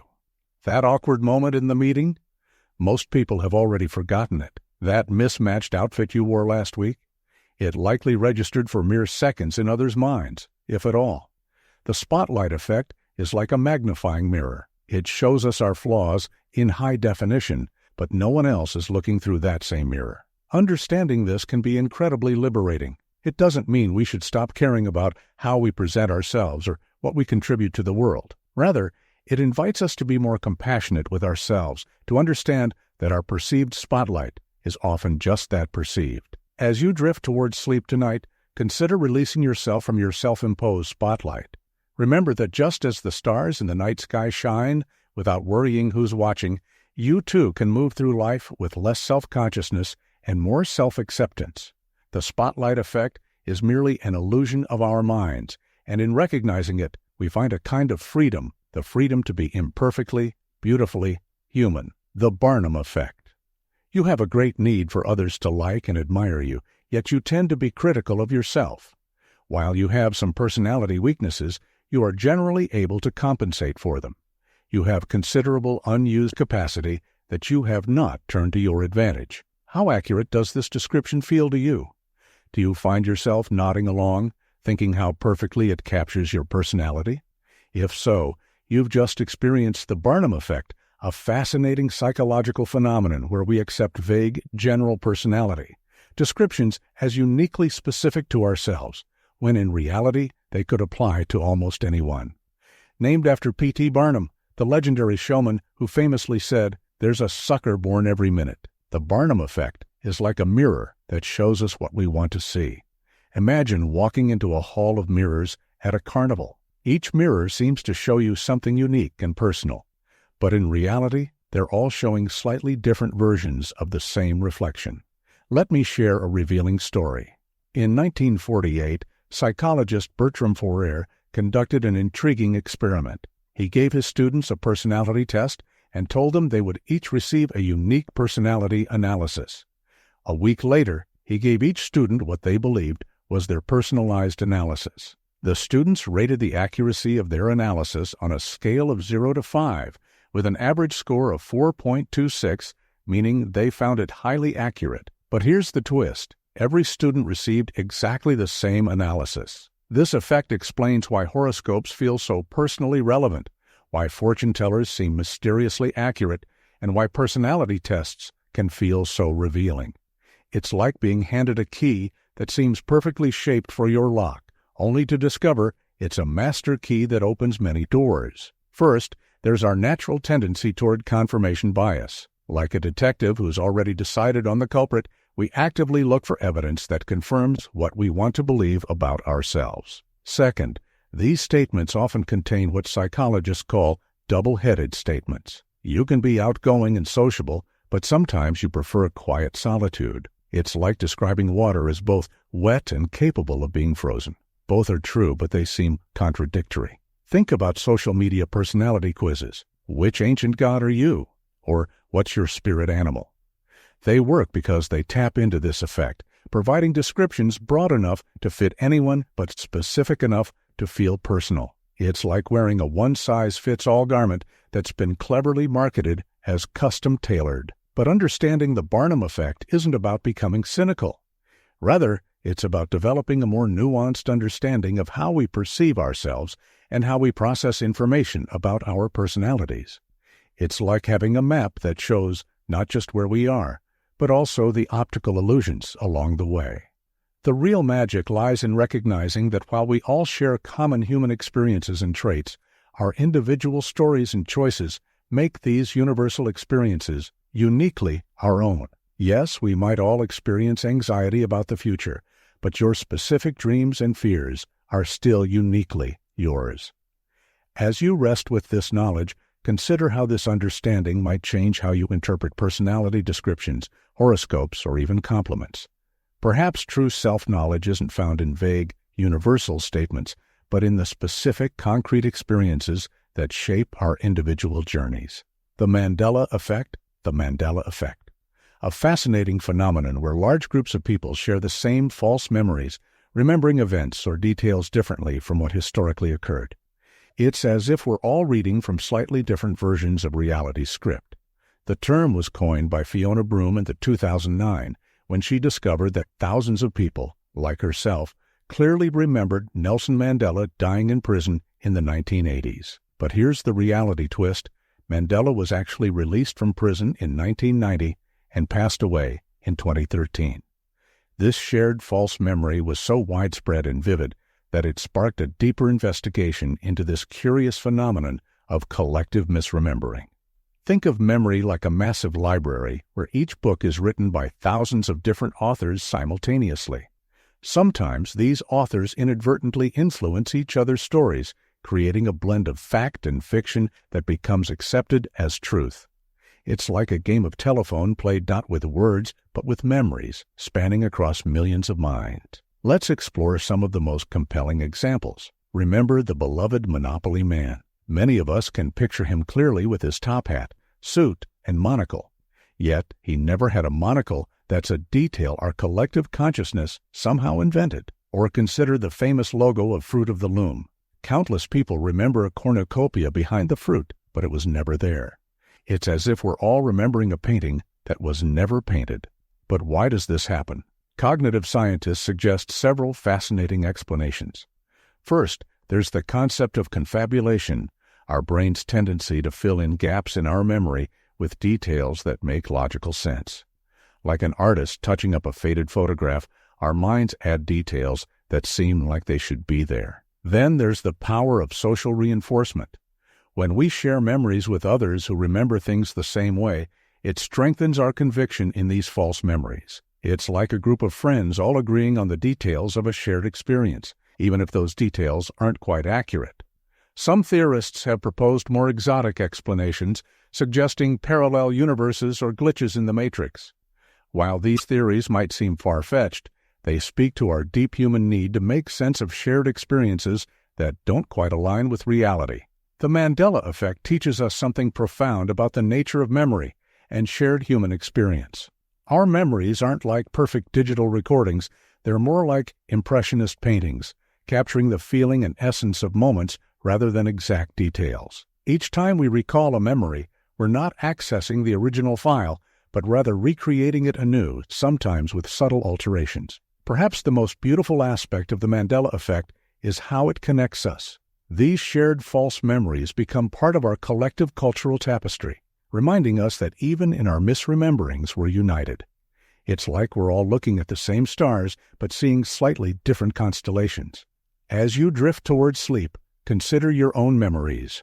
How many might be slightly different from reality? And does it matter? Perhaps what's most important isn't the perfect accuracy of our memories, but the shared human experience. They represent the stories we tell ourselves and each other about the world we inhabit together. The Baader-Meinhof phenomenon. Have you ever bought a new car and suddenly started seeing that exact model everywhere? Or learned a new word only to find it popping up in every book you read? If so, you've experienced the Baader-Meinhof phenomenon, also known as the frequency illusion, a fascinating quirk of human consciousness that makes us notice things more often once they've captured our attention. Imagine your mind as a vast ocean of information, with countless fish swimming by every moment. Usually, most of these fish pass unnoticed, but when something catches your attention, let's say a bright yellow fish, suddenly you start noticing yellow fish everywhere. They haven't actually become more numerous, you've just become more attuned to their presence. This phenomenon got its unusual name in 1994 when a newspaper reader noticed the term Baader-Meinhof twice in short succession and mentioned this coincidence to others. Ironically, people then began noticing the phrase Baader-Meinhof everywhere, perfectly demonstrating the very effect it described. The science behind this phenomenon involves two distinct cognitive processes working in harmony. The first is selective attention, which is like having a mental spotlight that automatically illuminates certain things once they've caught our interest. The second is confirmation bias, our tendency to notice and remember instances that confirm our expectations while overlooking those that don't. Let me share a story that illustrates this beautifully. Sarah, an art student, learned about a relatively obscure artistic technique called chiaroscuro, the use of strong contrasts between light and dark. In the following weeks, she began noticing chiaroscuro everywhere, in photography magazines, movie posters, even in the way sunlight fell across her kitchen table. The technique hadn't suddenly become more prevalent. Her brain had simply created a new filter through which to view the world. This effect goes beyond simple pattern recognition. It reveals something profound about how our consciousness shapes our reality. Consider how many times you've walked down your street without noticing the bird songs, only to have them become unmissable once someone points them out. The birds were always there, singing their songs, but they existed outside your conscious awareness. The Baader-Meinhof phenomenon reminds us that our perception of reality is not a perfect mirror of what exists, but rather a carefully curated experience shaped by our attention and expectations. It's as if our consciousness is a skilled DJ, mixing and amplifying certain frequencies while letting others fade into the background. This phenomenon has practical implications too. Marketers understand that once you notice their product, you'll start seeing it everywhere, creating an illusion of ubiquity. Politicians know that once they plant an idea, supporters will begin noticing evidence that confirms it everywhere they look. Even in our personal lives, when we learn about a new concept or theory, we often find evidence of it in unexpected places. But there's also something beautiful about this quirk of consciousness. It reminds us that the world is infinitely richer and more detailed than we typically notice. Each shift in our attention reveals new layers of reality that were always there, waiting to be discovered. It's like having access to countless radio stations, but only being able to tune into a few at a time. Understanding the Baader-Meinhof phenomenon can make us more mindful of how our attention shapes our experience. It invites us to wonder, what else might we notice if we shifted our attention just slightly? What other patterns and connections are waiting to be discovered in the rich tapestry of our daily experience? As you drift toward sleep, consider what patterns your mind might be amplifying right now, and what new awareness tomorrow might bring. Remember that each day holds infinite potential for discovery, even in the most familiar surroundings. The beauty of this phenomenon lies not just in understanding it, but in recognizing how it enriches our experience of the world, making each day a potential adventure in perception and awareness. The philosophical razor of Halon. Never attribute to malice that which can be adequately explained by stupidity. These words, known as Halon's razor, might sound harsh at first, but they contain a profound wisdom that could transform how you view the world and the people around you. Imagine you're waiting for an important email from a colleague. Hours pass, then days. Your mind begins weaving elaborate theories. They're deliberately ignoring me. They're trying to sabotage my project. They must be talking behind my back. But then you discover the truth. They simply typed your email address incorrectly. This simple scenario perfectly illustrates Halon's razor in action. This philosophical principle, named after Robert J. Halon, though its origins trace back much further, serves as a powerful mental tool like a sharp blade that cuts through our tendency to assume the worst in others' motives. Think of it as a pair of special glasses that help you see the world more clearly, filtering out the distortions of paranoia and suspicion. Let's delve deeper through a story. Sarah, a software developer, once spent weeks believing her team member was deliberately undermining her code contributions. She crafted elaborate theories about professional jealousy and workplace politics. The reality? Her colleague was struggling with undiagnosed ADHD and was making genuine mistakes while trying his best to keep up with the workload. The moment Sarah applied Halon's razor, her entire perspective shifted from antagonism to empathy. But why do we so readily jump to assuming malice? The answer lies in our evolutionary history. Our ancestors survived by being hypervigilant about others' intentions.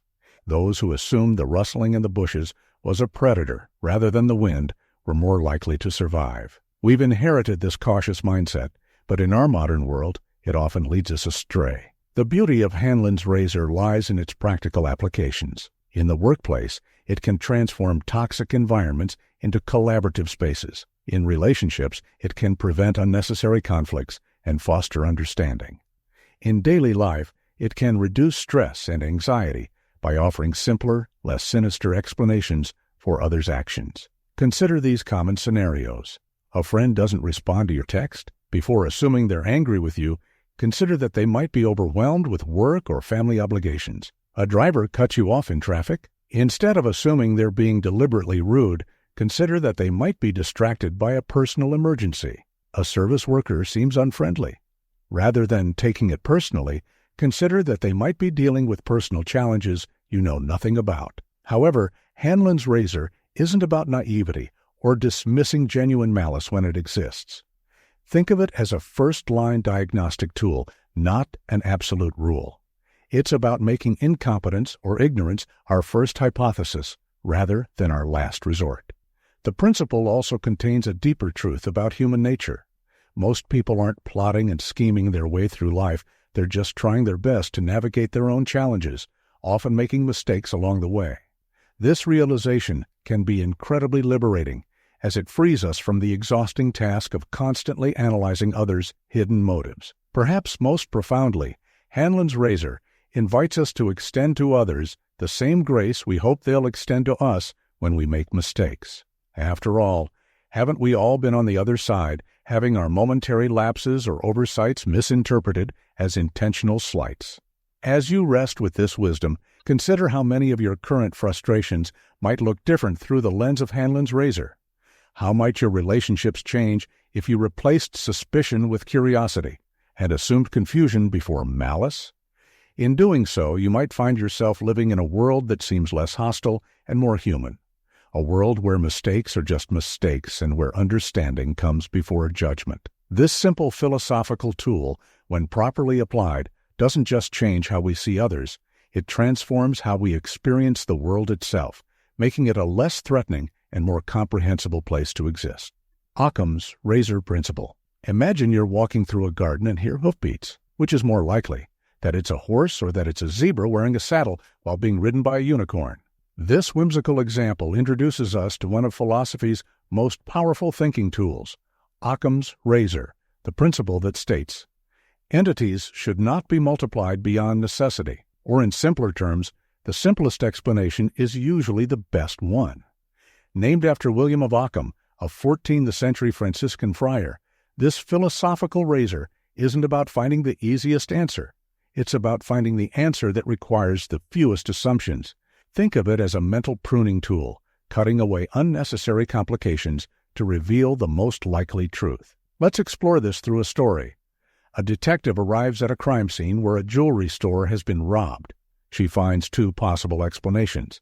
First, a professional thief with years of experience used specialized tools to crack the safe.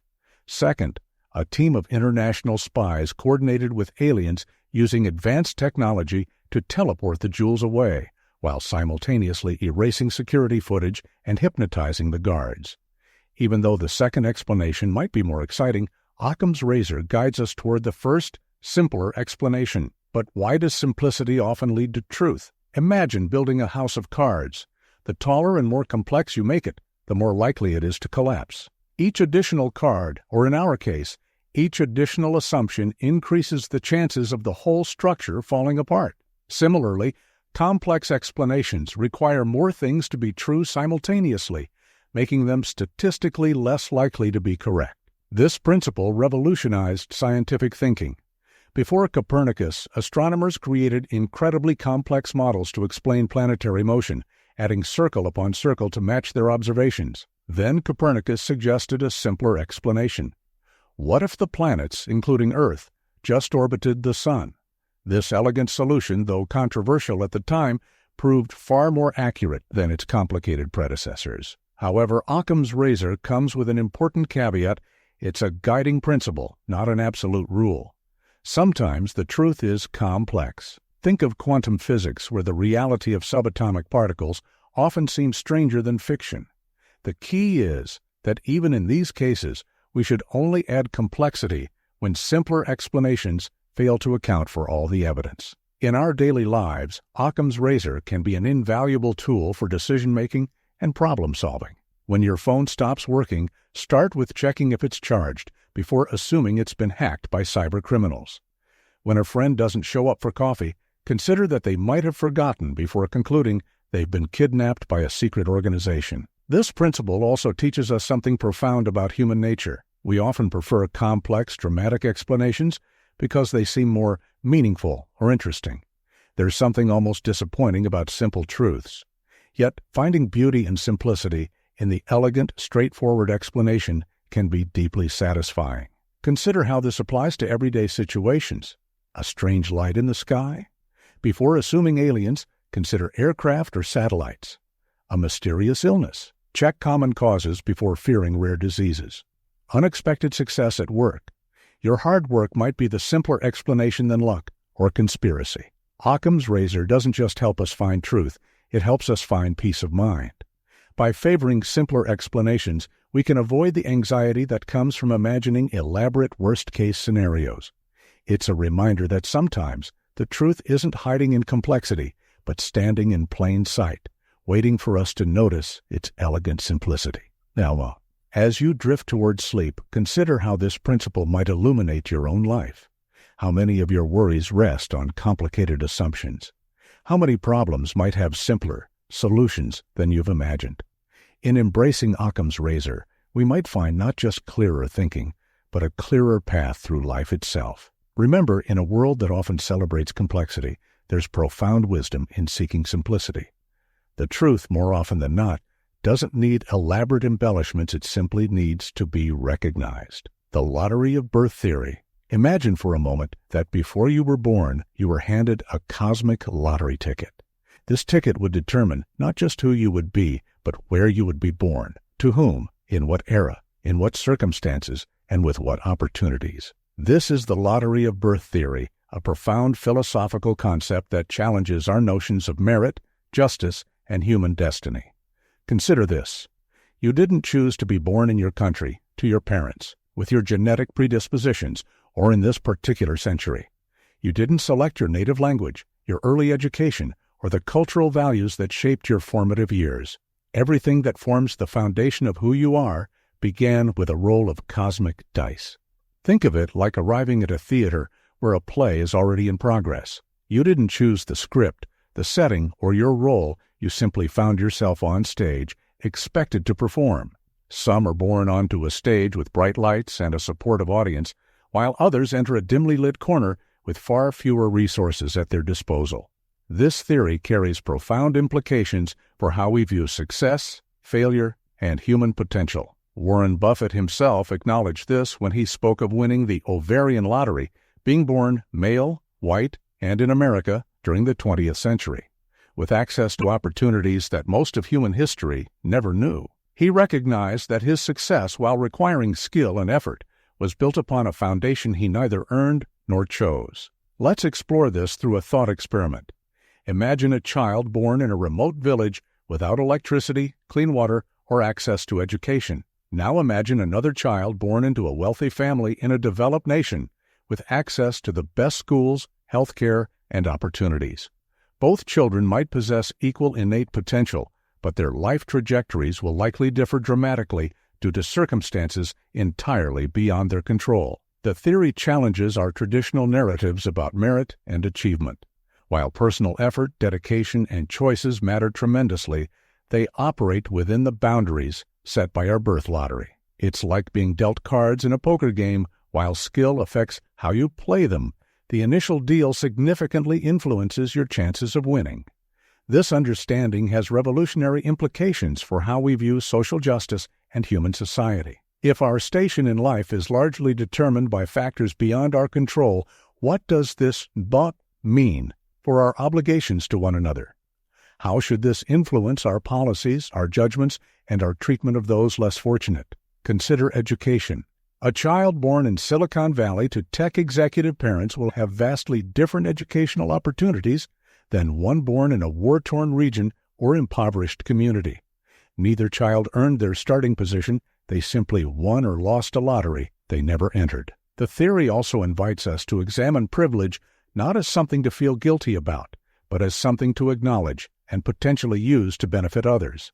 If you've won aspects of the birth lottery, perhaps your privilege carries a responsibility to help create opportunities for those who didn't. This perspective can foster both humility and empathy. When we truly internalize that we didn't choose our starting circumstances, it becomes harder to judge others for theirs. The theory suggests that "there but for the grace of fortune go I" isn't just a saying, it's a fundamental truth about human existence. Yet this theory isn't meant to promote fatalism or dismiss personal responsibility. Rather, it's about understanding the complex interplay between circumstance and choice. We may not choose our starting point, but we can choose what to do with what we're given. As you contemplate this theory, consider how it might change your view of others, the homeless person on the street, the refugee seeking asylum, or the child born into wealth and privilege. Each is playing with cards they were dealt, in a game they didn't choose to enter. This understanding can lead to a more compassionate and equitable worldview, where we recognize that our achievements and failures exist within a broader context of fortune and circumstance. It reminds us that while we can't control where we start in life, we can control how we treat others who started differently. How? The Capgras delusion theory. Imagine coming home one evening and looking at your loved one's face, their smile, their eyes, their familiar features, but something feels terrifyingly wrong. While they look identical to your loved one, you're gripped by an unshakable feeling that they're actually an imposter, a perfect duplicate who has somehow replaced the real person you know. This isn't the plot of a science fiction movie. This is the reality for people experiencing the Capgras delusion, one of the most fascinating phenomena in the realm of human consciousness and perception. First described by Joseph Capgras, a French psychiatrist in 1923, this rare psychological condition reveals profound insights about how our minds construct reality and recognize the people we love. He first observed it in a woman who was convinced that multiple identical-looking imposters had replaced her husband. What makes this delusion so intriguing is that it challenges our basic understanding of how we recognize faces and form emotional connections. To understand the Capgras delusion, let's explore how our brain typically recognizes faces. Imagine your brain as a sophisticated security system in an art museum. There are two parallel pathways, one for visual recognition, like security cameras identifying a visitor's face, and another for emotional response, like sensors detecting if this visitor belongs here. In normal face recognition, these two systems work in perfect harmony. But in Capgras delusion, something remarkable happens. The visual system works perfectly. Patients can see and recognize every detail of their loved one's face. However, the emotional pathway becomes disconnected. It's as if the security camera recognizes the visitor, but the emotional sensor doesn't trigger the usual warm, familiar feeling of recognition. This disconnect creates a profound paradox in the mind. Think about looking at a photograph of someone you love. You recognize them instantly, but you don't feel the same emotional warmth as when you see them in person. The Capgras delusion is like being stuck in this state, permanently recognizing but not feeling the emotional connection, leading the mind to create an explanation. This must be an imposter. The implications of this condition reach far beyond clinical interest. It raises profound questions about consciousness, identity, and the nature of human connections. How much of our recognition of loved ones depends on pure visual input, and how much relies on the invisible threads of emotional connection? What does it mean to truly know someone? Some philosophers and neuroscientists suggest that the Capgras delusion offers us a window into the complex machinery of consciousness. It shows us that our experience of reality isn't a simple unified process, but rather a delicate dance between different systems in our brain, each contributing to our sense of what's real and familiar. Consider for a moment, every time you recognize a loved one, your brain performs an incredible feat of integration, matching visual patterns with emotional memories, creating that seamless feeling of familiarity we take for granted. When this integration fails, as in Capgras delusion, we glimpse how fragile yet remarkable our perception of reality truly is. The Capgras delusion teaches us something profound about human consciousness. Our sense of reality, our recognition of loved ones, and our feeling of connection to others isn't a simple, single process, but a beautiful symphony of different mental systems working in harmony. When this harmony is disrupted, it reveals just how complex and mysterious our experience of consciousness truly is. As you drift closer to sleep, consider how many intricate processes are working together right now in your mind, creating your unique experience of reality, your recognition of the world around you, and your connection to those you love. The Uncanny Valley Theory. Here's a soothing yet insightful script for the Uncanny Valley Theory. Have you ever felt an inexplicable sense of unease when looking at a highly realistic robot or a CGI human character that's almost but not quite perfect? That subtle feeling of discomfort, that creeping sensation that something isn't quite right, you're experiencing what robotics professor Masahiro Mori called the Uncanny Valley, a fascinating phenomenon that tells us as much about human psychology as it does about technology. Imagine walking through a toy store. You see a simple cartoon-like stuffed bear. It's clearly artificial, yet it brings a smile to your face. Next to it is a wooden doll again, clearly not human, but charming in its simplicity. But then you encounter something different. A hyper-realistic, humanoid doll with almost perfect skin texture, nearly natural eye movements, and an almost human smile. Suddenly, that warm feeling disappears, replaced by a subtle but distinct feeling of unease. You've just descended into the Uncanny Valley. The theory suggests that as artificial creations become more human-like, our emotional response to them becomes increasingly positive, but only up to a point. When these creations become too close to human, yet still noticeably artificial, our comfort suddenly plunges into what we call the valley, a deep drop in emotional response, marked by feelings of unease or even revulsion. Think of it like climbing two mountains with a valley between them. The first mountain represents our increasing comfort with artificial things as they become more human-like, from simple robots to cartoons to more sophisticated animations.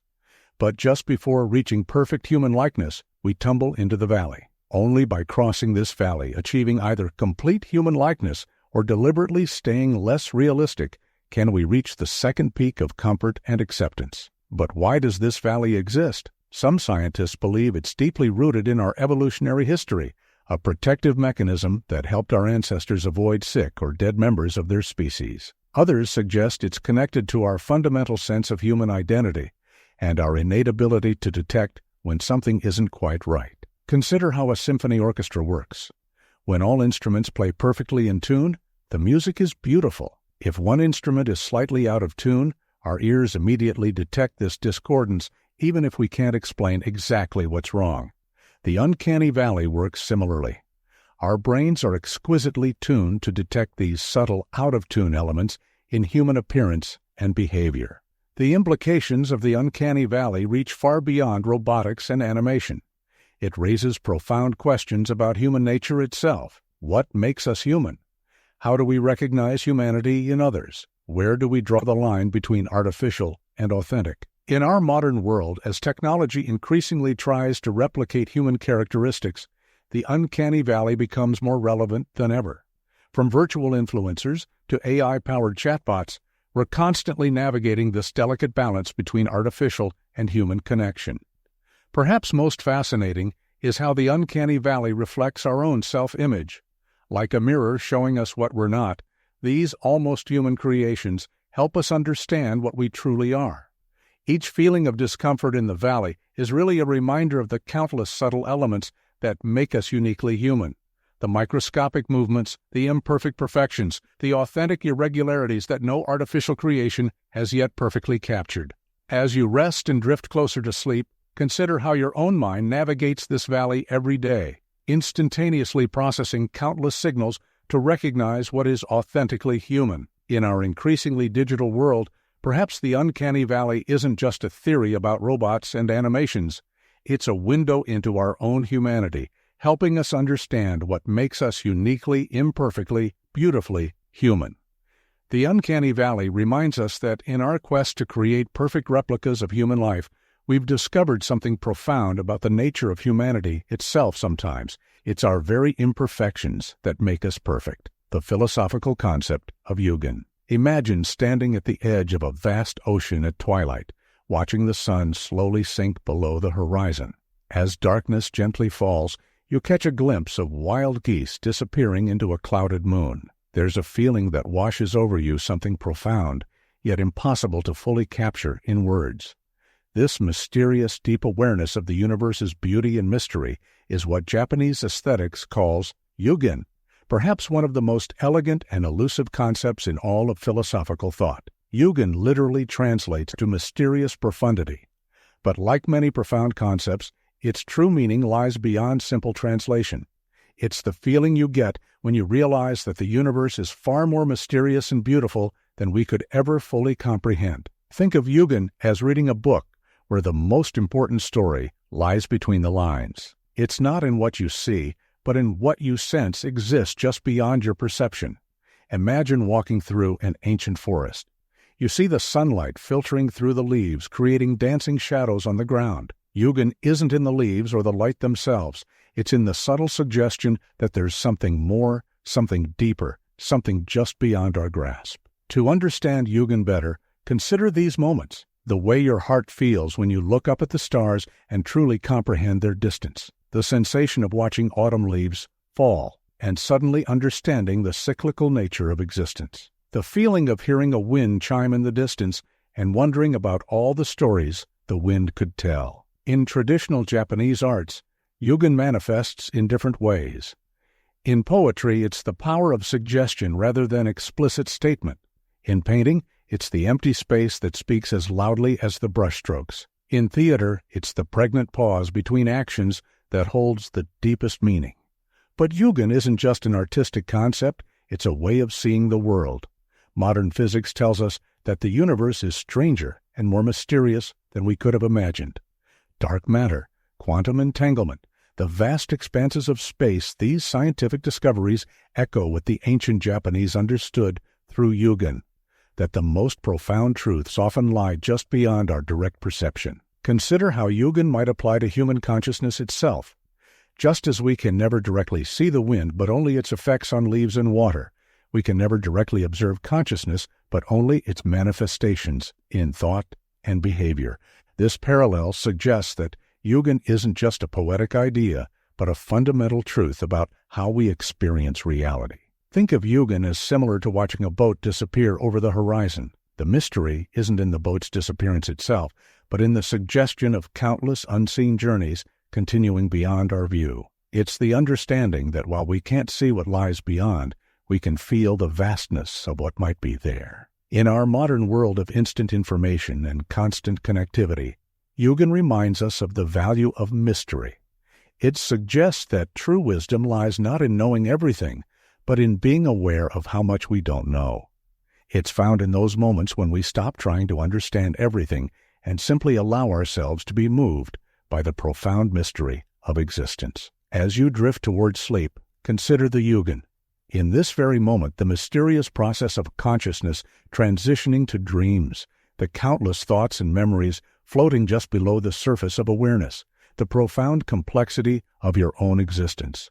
Like a moon partially hidden by clouds, the most beautiful aspects of life are often those we can sense but never fully grasp. In embracing Yugen, we learn that some things are more beautiful precisely because They cannot be fully understood, like the space between stars, the depth of human emotion, or the peaceful transition from wakefulness to dreams. The philosophical concept of Ma. Take a deep breath, and now slowly exhale. In that pause between your breath, that perfect moment of stillness you've just experienced, what Japanese philosophy calls Ma. It's not just empty space or silence. It's the powerful interval where meaning itself resides. Ma teaches us that emptiness isn't nothing. It's everything. Imagine a conversation with someone you love. What makes it meaningful isn't just the words spoken, but the thoughtful pauses between them. These aren't empty gaps, they're pregnant with meaning, anticipation, and understanding. This is Ma in its most human form. In Japanese, Ma is written with a character that shows the sun peeking through an open gate. Like sunlight streaming through a doorway, Ma is the space that allows brilliance to enter our lives. It's not the absence of something, but rather the presence of possibility. Think of music for a moment. A beautiful melody isn't just about the notes being played. It's about the precise spacing between those notes. Without these intervals, we wouldn't have music at all. We'd have noise. In the same way, Ma suggests that life's meaning often resides not in the events themselves, but in the spaces between them. In traditional Japanese architecture, Ma manifests in the thoughtful arrangement of rooms and gardens. Consider the tokonoma, an empty alcove in a traditional Japanese home. To Western eyes, it might appear to be wasted space. But in the philosophy of Ma, this emptiness serves as a vessel for possibility, a space where imagination and meaning can dwell. Ma appears everywhere in daily life, though we rarely notice it. The moment before sunrise when the world holds its breath. The space between reaching for someone's hand and touching it. The silence after a profound question. The emptiness of a canvas before the first brushstroke. In our modern world, we often try to fill every moment, every space, every silence. We check our phones during elevator rides, play background music during quiet moments, scroll through social media in waiting rooms. But Ma reminds us that these empty spaces aren't meant to be filled, they're meant to be experienced. Think of Ma like the white space in a beautiful piece of calligraphy. The empty space isn't a blank void, it's an active element that gives the black ink its power and meaning. Without this space, the characters would blur together, losing their clarity and impact. Ma teaches us about the art of timing in life. Just as a skilled comedian knows the perfect pause before a punchline, Ma suggests that all of life has its own natural rhythm of fullness and emptiness. It reminds us that sometimes doing nothing is doing something very important indeed. In meditation practices, Ma manifests as the space between thoughts, that moment of pure awareness before the next thought arises.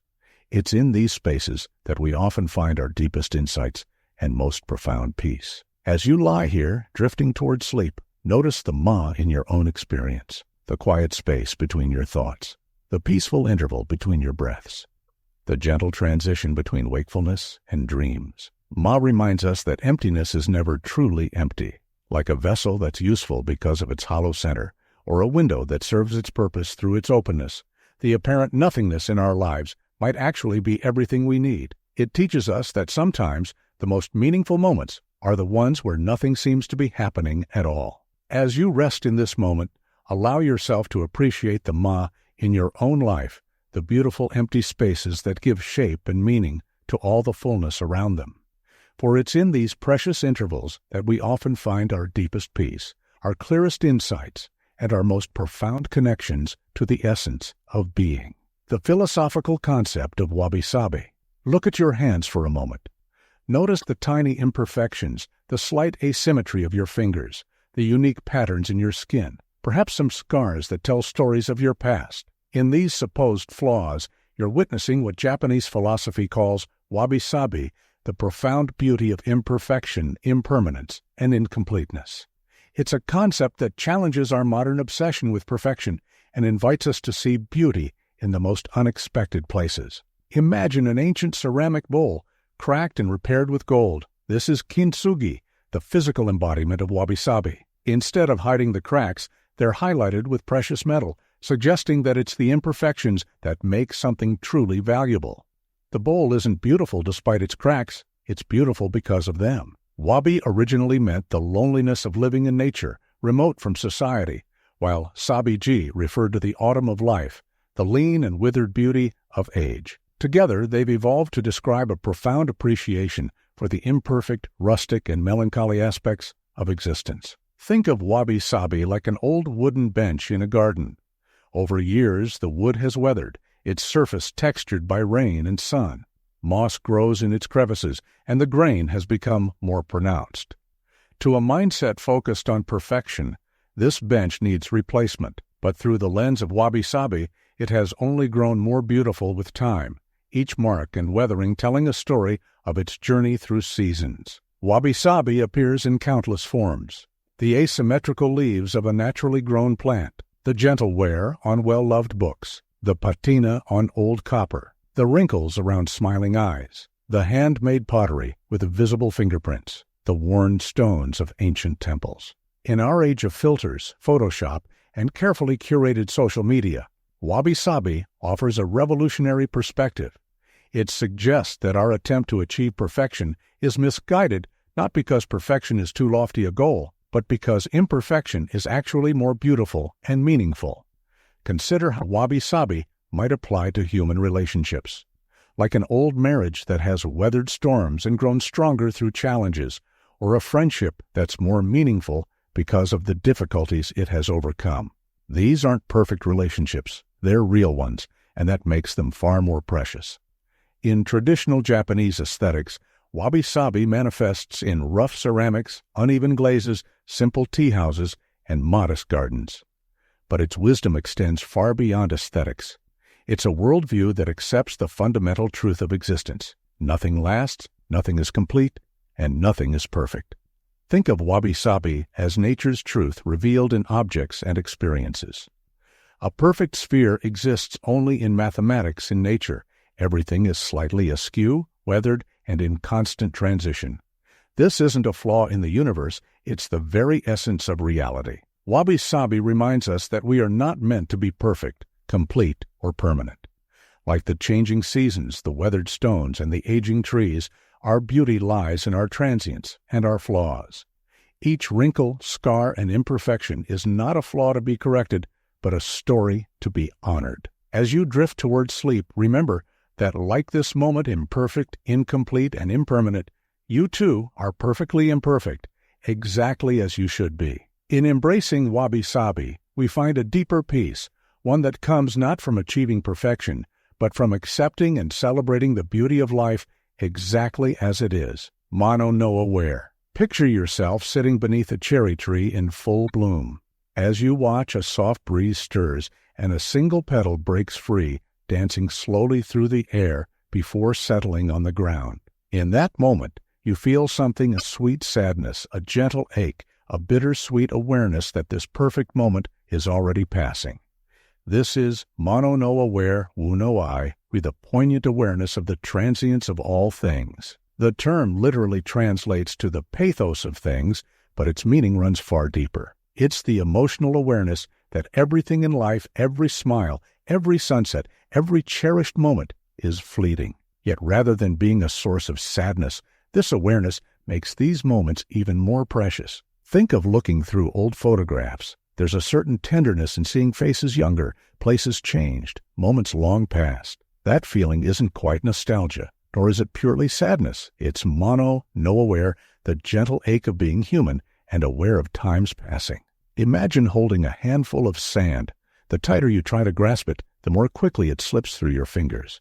Mono no aware teaches us not to clutch desperately at moments, but to appreciate them precisely because they're slipping away.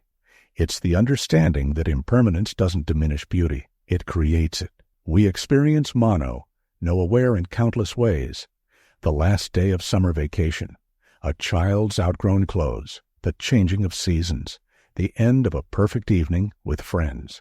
In Japanese culture, the cherry blossom holds special significance precisely because of its ephemeral nature. The flowers bloom for just a few days each year, their brief appearance and inevitable falling away serving as a perfect metaphor for life itself.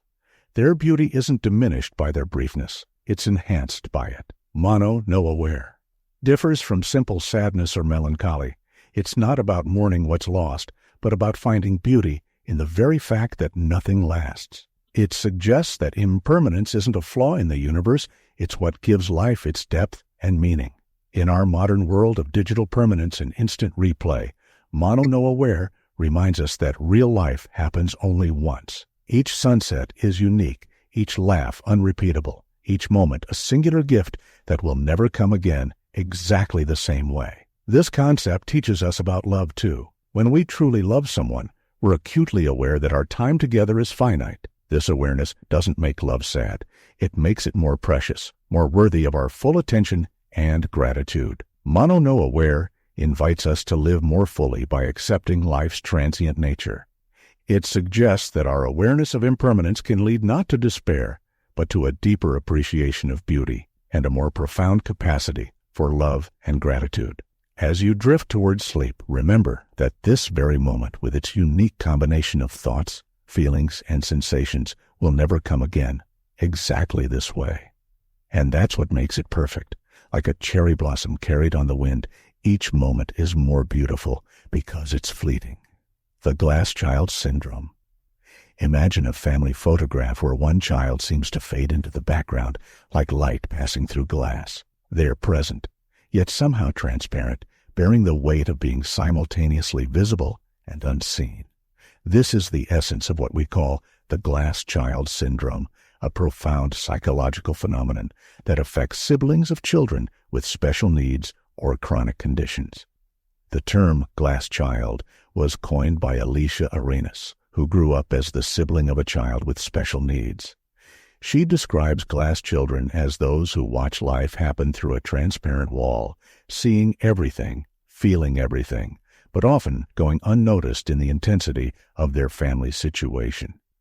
Think of a garden where one plant requires constant attention, special care, and extra resources to survive. While the gardener's dedication is necessary and beautiful, the other plants must learn to grow in whatever light filters through.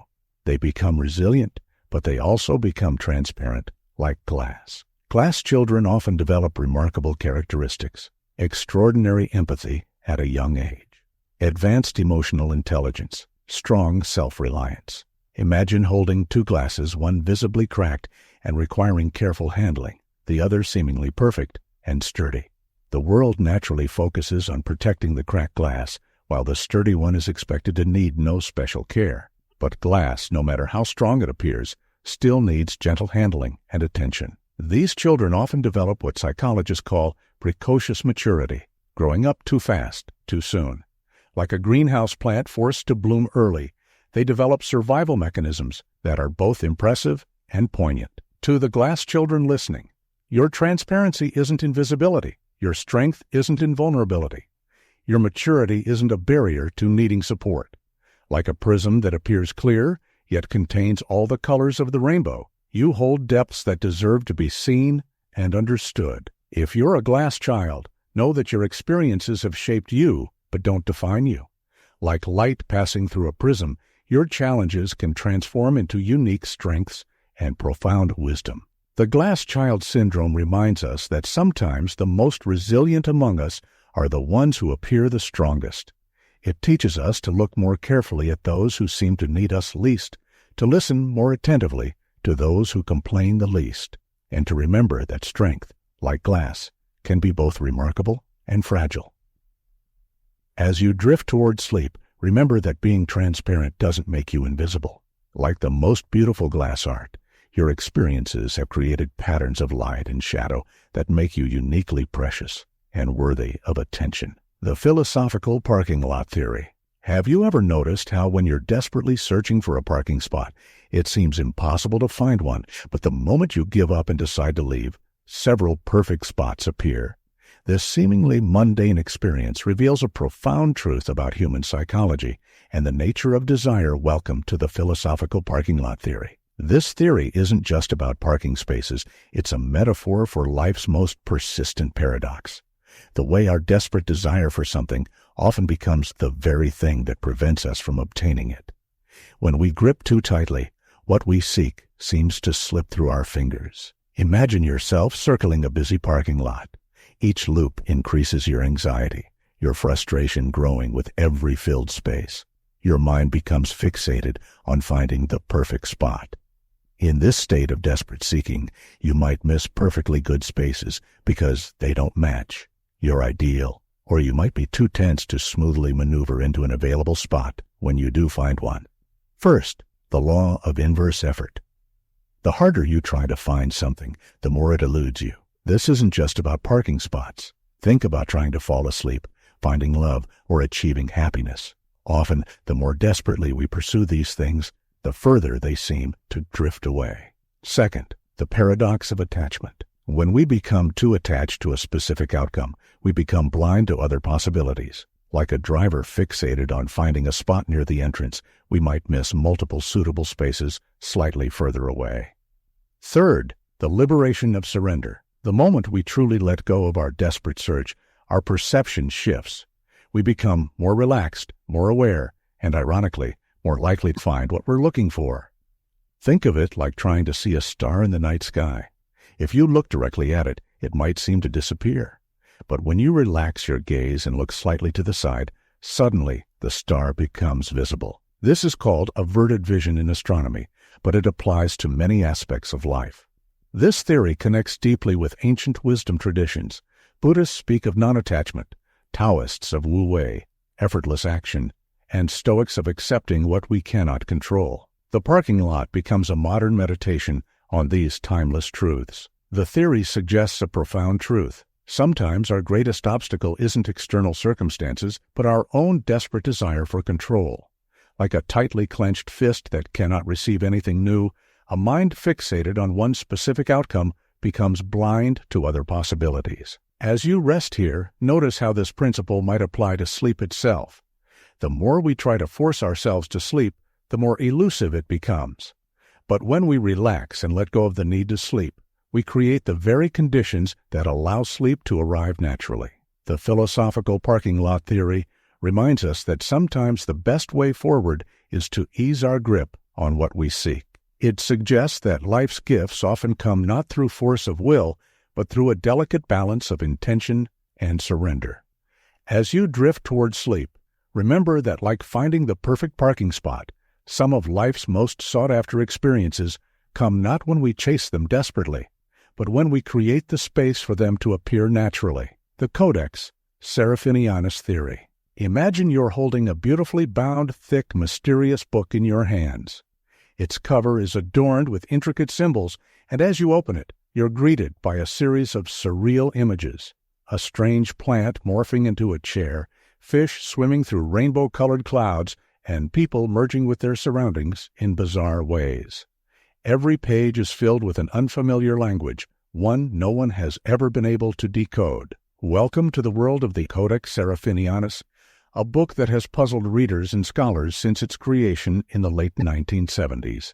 The Codex Seraphinianus, created by Italian artist and architect Luigi Serafini, is perhaps one of the most enigmatic works of our time.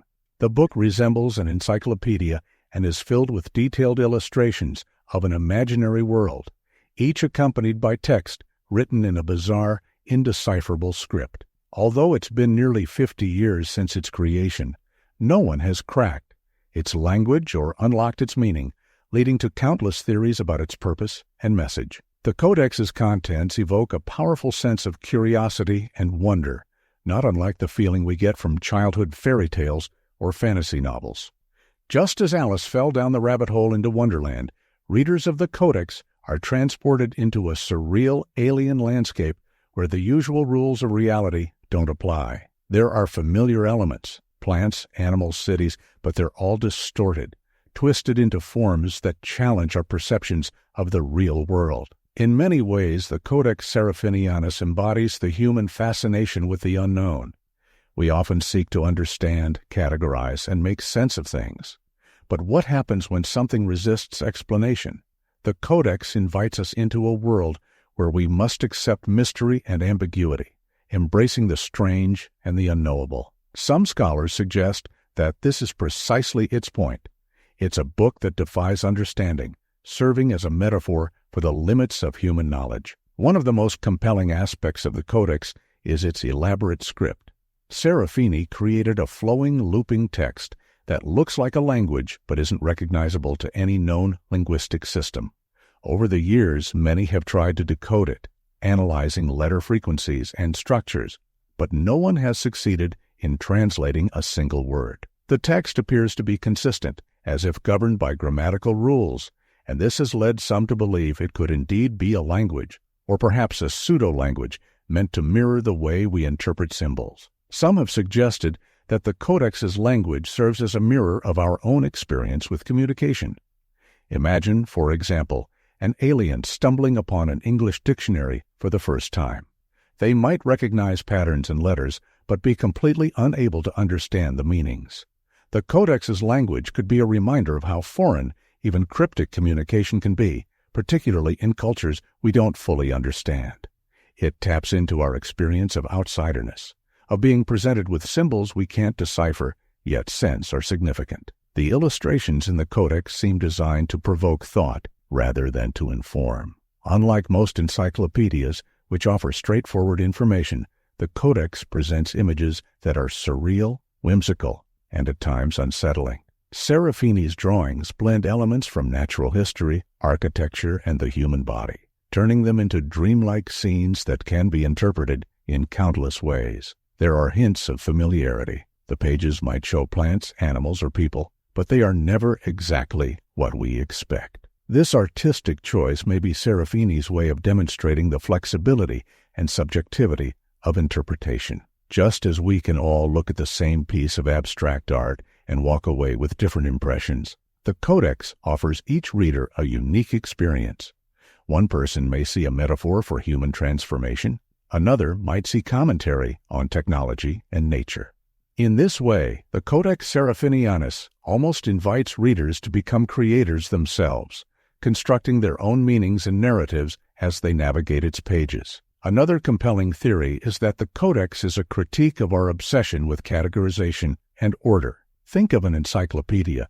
It's a reference book intended to provide clear, factual information, but the Codex takes this format and fills it with ambiguity and fantasy, as if to remind us of the limitations inherent in human knowledge. In creating a text that resists categorization, Serafini may be hinting that the world isn't always as understandable as we'd like it to be. Life, like the Codex, contains mysteries that can't always be decoded or reduced to neat definitions. This sense of ambiguity resonates with the philosophy of absurdism, where the search for meaning meets the inherent meaninglessness of the universe. Much like Albert Camus's asterisk myth of Sisyphus, in which Sisyphus endlessly pushes a boulder up a hill only for it to roll back down, readers of the Codex are engaged in a quest to understand something that defies understanding. It's a journey without a destination, an intellectual exercise that invites us to explore without expecting concrete answers. Ultimately, the Codex Seraphinianus isn't just a strange book. It's an experience that challenges us to think differently. In a world where we crave explanations and clarity, the Codex offers something rare, an invitation to embrace the unknown. It reminds us that not all mysteries are meant to be solved, and that sometimes the beauty of art and life lies in the unanswered questions. By letting go of our need to decipher its language and images, we can begin to appreciate the Codex as it is, a surreal, immersive art piece that mirrors the wonder and mystery of existence itself. Like a dream, it slips away when we try to grasp it, leaving us with only the feeling that we've glimpsed something beyond words.